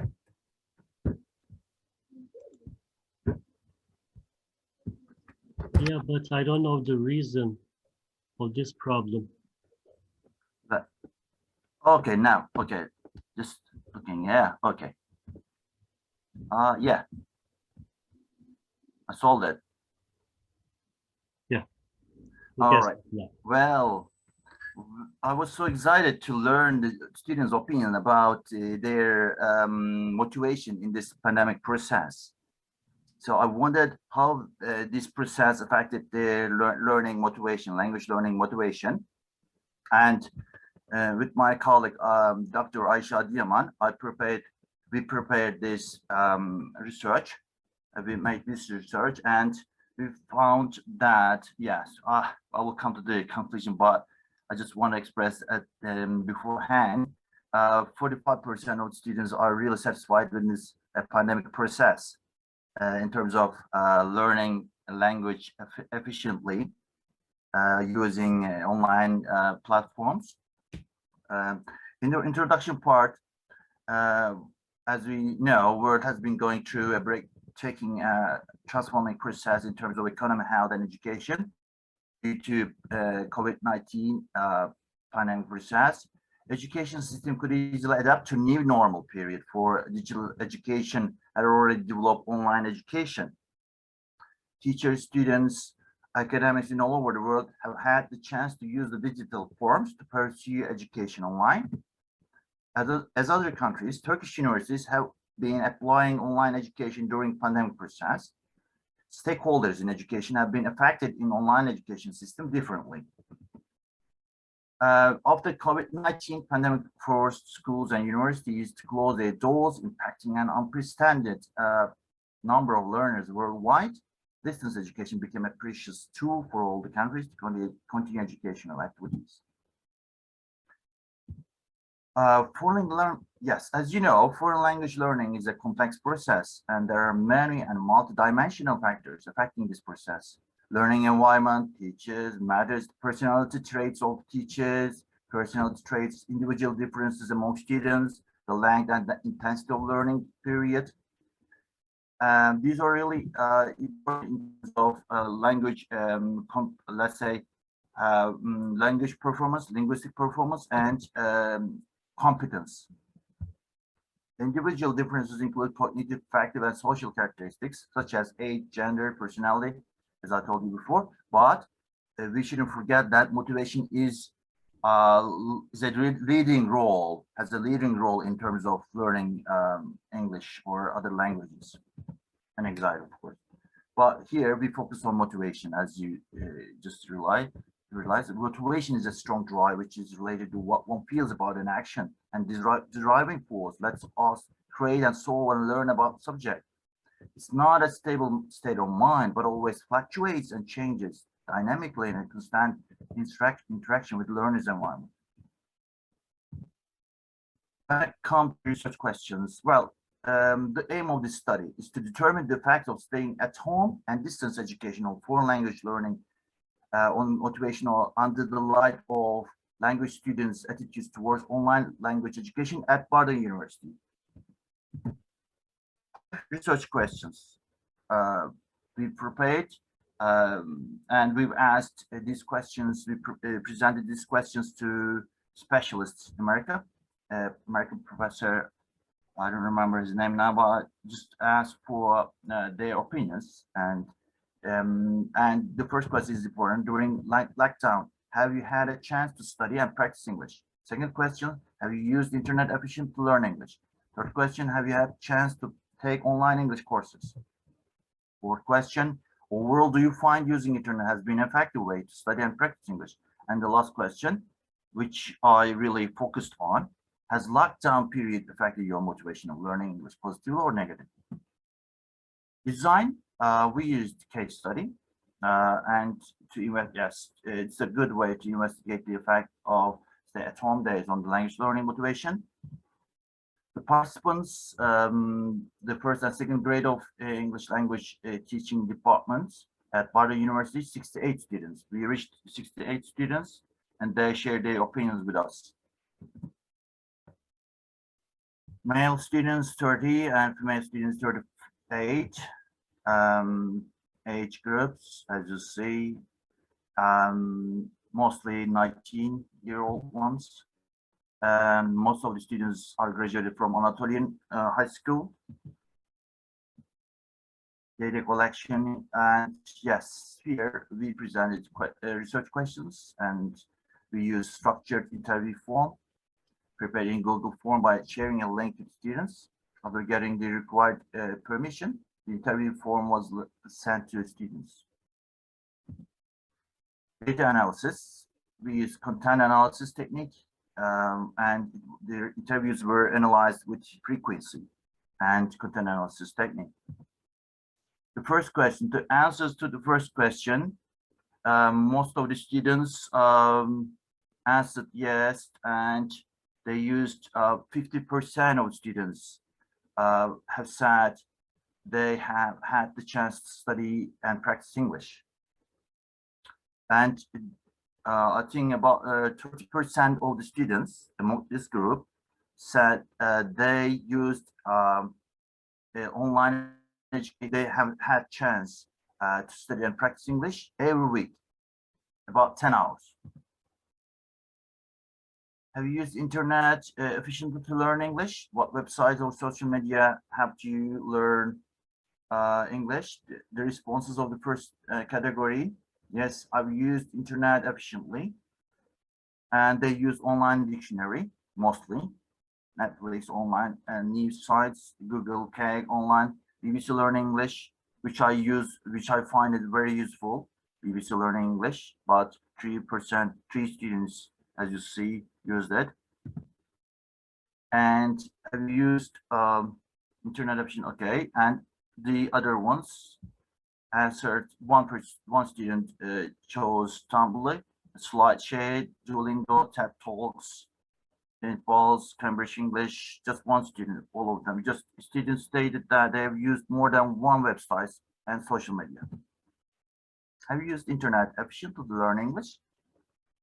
No, I haven't used internet because of no need to use, lack of time due to lessons, adequate learning in English, in lessons, sorry, choosing to use books instead of internet, lack of time to use, well, that I found that one as an excuse, lack of time to use websites and social media.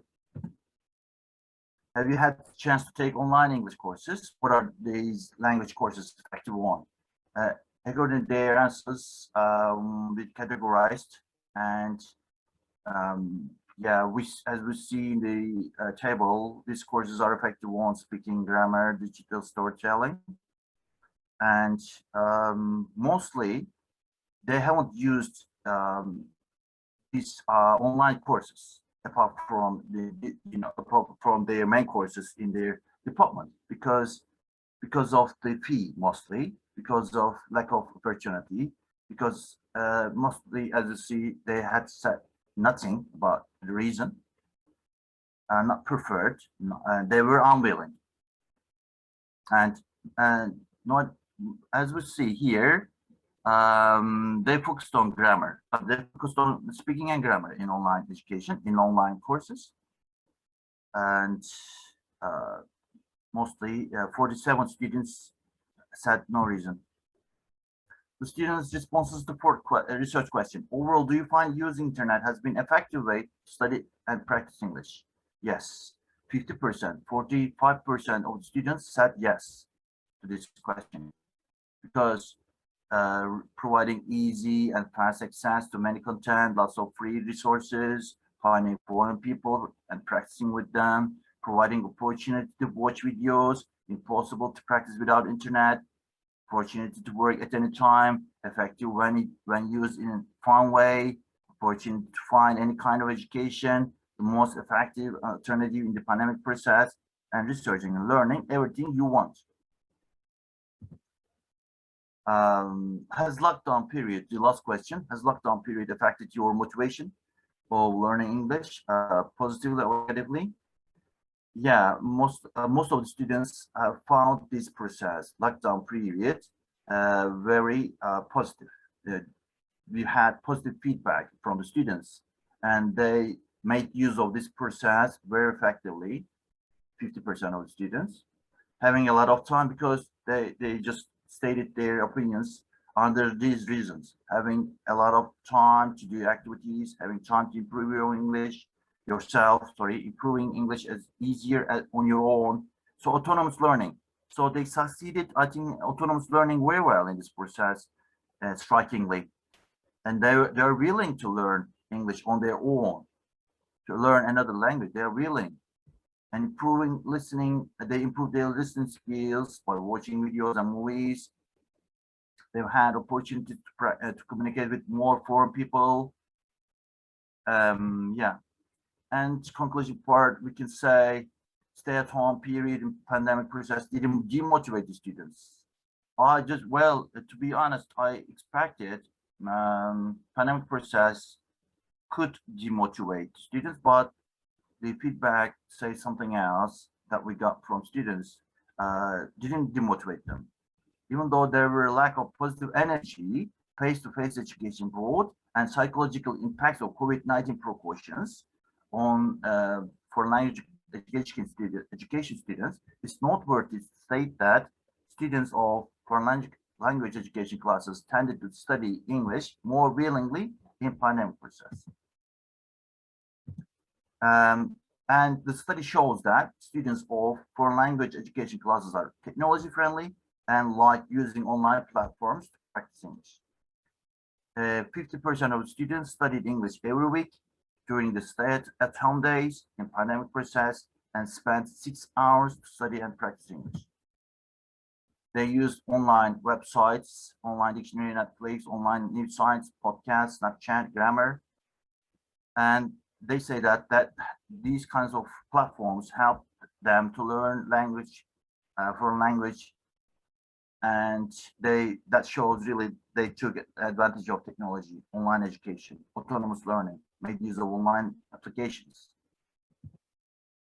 Students expressed that they provide, online platforms, internet provide easy, free, and fast access to many resources, and they had chance to practice with foreign people. Very few students, foreign language said or claimed that foreign language learning, why internet is not effective, cannot learn correctly, and face-to-face education is better. The majority of students didn't attend an online course, didn't specify any reason. Some of them said because of fees, high fees, they couldn't attend these courses, and they were unwilling to take online courses. Overall, we can say the courses were effective in speaking, grammar, online courses. I mean, grammar, vocabulary exercises, pronunciation, digital storytelling, and e-portfolio. We can suggest, what we infer from this study. We can suggest the academics who work on foreign language education can study on or work on outcomes of hybrid education in terms of efficiency of foreign language learning. Do high students learn English better through online education or not? Student and teacher-student interaction in online. English language education in secondary schools during pandemic process. We can suggest these topics. Thank you very much for listening to me, dear my colleagues. Thank you very much, Dr. Çağlar. Not at all. Thank you. Thank you. If you have any questions, we have time for that. Çağlar Hocam. Oh my God. Oh my sir. So, just as far as I just listen you, is your study just students are not satisfied the online courses? Is it the reflection of Turkish or just European students? No, just only Turkish students. I see. So, 68 students who study in foreign language education department but at Barda University. okay. Well, I think we should work on another research which combine other students in Europe as well. I really wonder what they think about this pandemic process. And well, generally speaking, I think in Europe, I think they use internet and or distance education efficiently. As much as I made research, I read the literature review. European students are also satisfied with the online process, online education in Europe. Okay, thank you. Not at all. Thank you very much for this good question.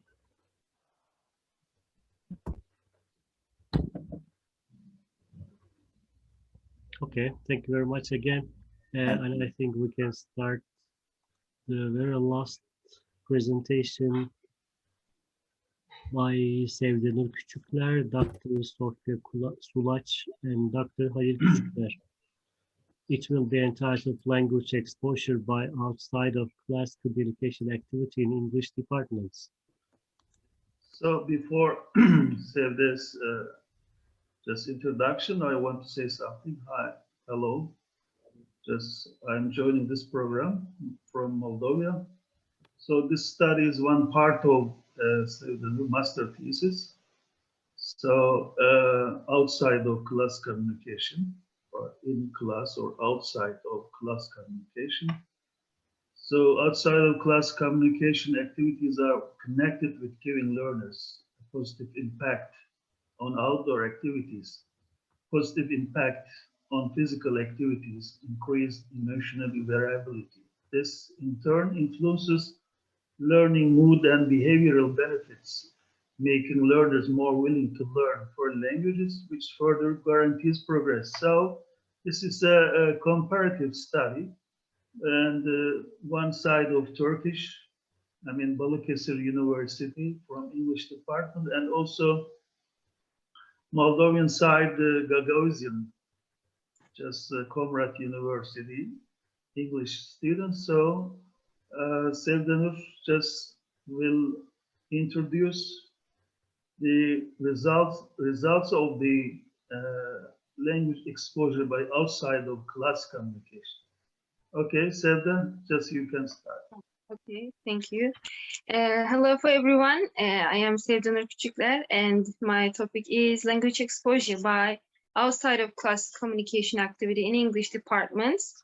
Okay, let's start.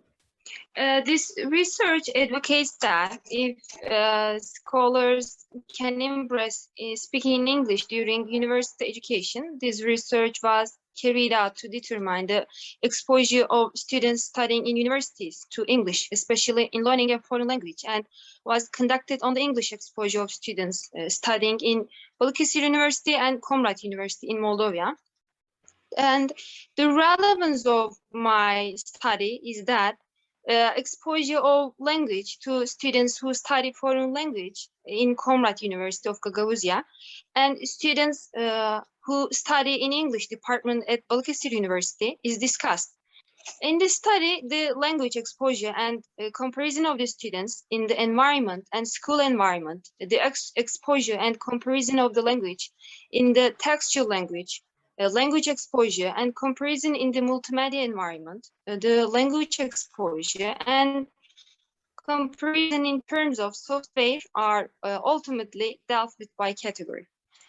The subject of my study is that they do not connect with language in the development of students' skills outside the school causes the language not to be learned. The objective of my study is to reveal how the students in the English department are exposed to language in foreign language learning. Foreign language learning teaching should closely approach development direction of world education and make constant efforts to cultivate talents with cross-cultural communication. The aim of a study is to reveal how the students in the English department are exposed to language in foreign language learning. We have three main problems in foreign language teaching. First problem is in language learning, each skill out of 4 skills does not develop as much as other skills, and this affects language learning negatively. And the other problem is, while some countries rank well in terms of language proficiency in language learning, some countries are lagging behind. And language learning is not at the desired level for students in these countries. The last problem is the subject that they do not connect with language in the development of student skills outside the school causes the language not to be learned. The other part is methodology part, and you see 62 female and 40 male students from Balıkesir University, and 55 female and 53 male students from Comrade University participated in this study. And the research instrument was outdoor activities, survey questions to reveal the impact of language exposure in the university and outside of the university as well. And research questions were directed to students to measure how much of their time outside of school were exposed to English. The participants were administered with questionnaires in which they identified on language exposure. The participants were asked to choose the frequency at which they use some language exposure items. Results of the study. In the questionnaire, the students from Comrade and Balıkesir educational institutions were examined on the level of exposure to the English language daily. Similarly, it was evident from the responses that there were massive differences between the language exposures of participants in Comrade and Balıkesir universities. It's important, which reveals that those from Balıkesir in Turkey were more exposed to the English language compared to those students from Comrade University. For instance, there was increased rates of Balıkesir students interaction with people addressing them in English. You see 6.45, than those in Comrade University, 2.78.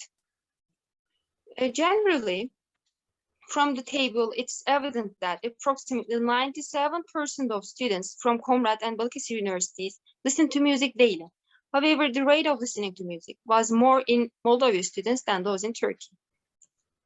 Similarly, from the participants' responses in the questionnaires, it was evident that the most minimal activities were watching movies with no subtitles, which was represented by 3.50 in Moldova students and 2.73 in Turkey students. This means that more than half of the students watched movies with subtitles, which is 5.49 for Turkey University and 4.17 for Moldova University.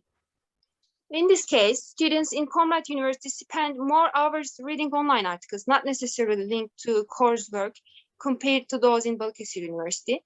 And the results were also the same for hours spent reading newspapers, books, and magazines, whereby Moldova students at the Turkey University. With regard to watching videos and films on television, students from Turkey revealed having increased exposure to English television programs compared to those from Moldova. Generally, roughly 80% of the students from both schools depicted that they watched such films with subtitles in their hometown. And 78% revealed internet surfing and using media platforms in English on a daily basis. And accordingly, exposure to English language with regard to watching television films was also significantly higher in Balıkesir students than Comrade students. And conclusion part. And research provides that there is an association between speaking English and using media platforms as dependent variables. The most methods of outside of school language exposure was by listening to English music. From the study, it was evident that approximately 97% of students from Comrade and Balıkesir universities listen to music daily. However, the rate of listening to music was more in Moldova students than those in Turkey. Also, most students revealed that gaming and watching films with subtitles proved useful in expanding their speaking skills and receptive vocabularies, which not only improves their performance, but also enhanced their interaction in the increasingly globalized world. And 78% also revealed internet surfing and using media platforms in English on a daily basis. In this case, Moldova 2.3 depicted increased incorporation of English in online writing compared to Balıkesir students in Turkey, you see 1.61. And finally, this is further supported by Nadler and Nadler in his argument that increased levels of outside of class communication are positively linked with enhanced retention, academic performance, and learner satisfaction. Further research, however, should be conducted to expand the knowledge on the association between outside communication activities and language acquisition. And that's all. Thank you.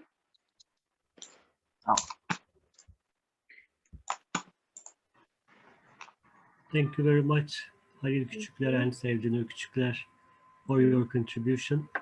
We can take questions. I just want to express my opinion about this work.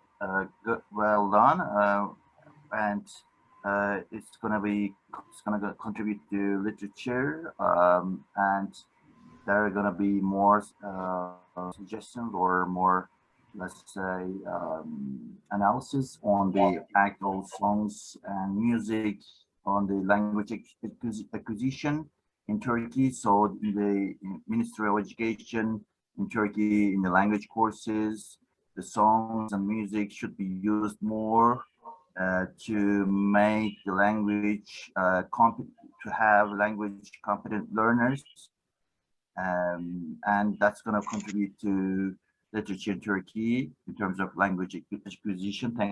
Thank you, very good work.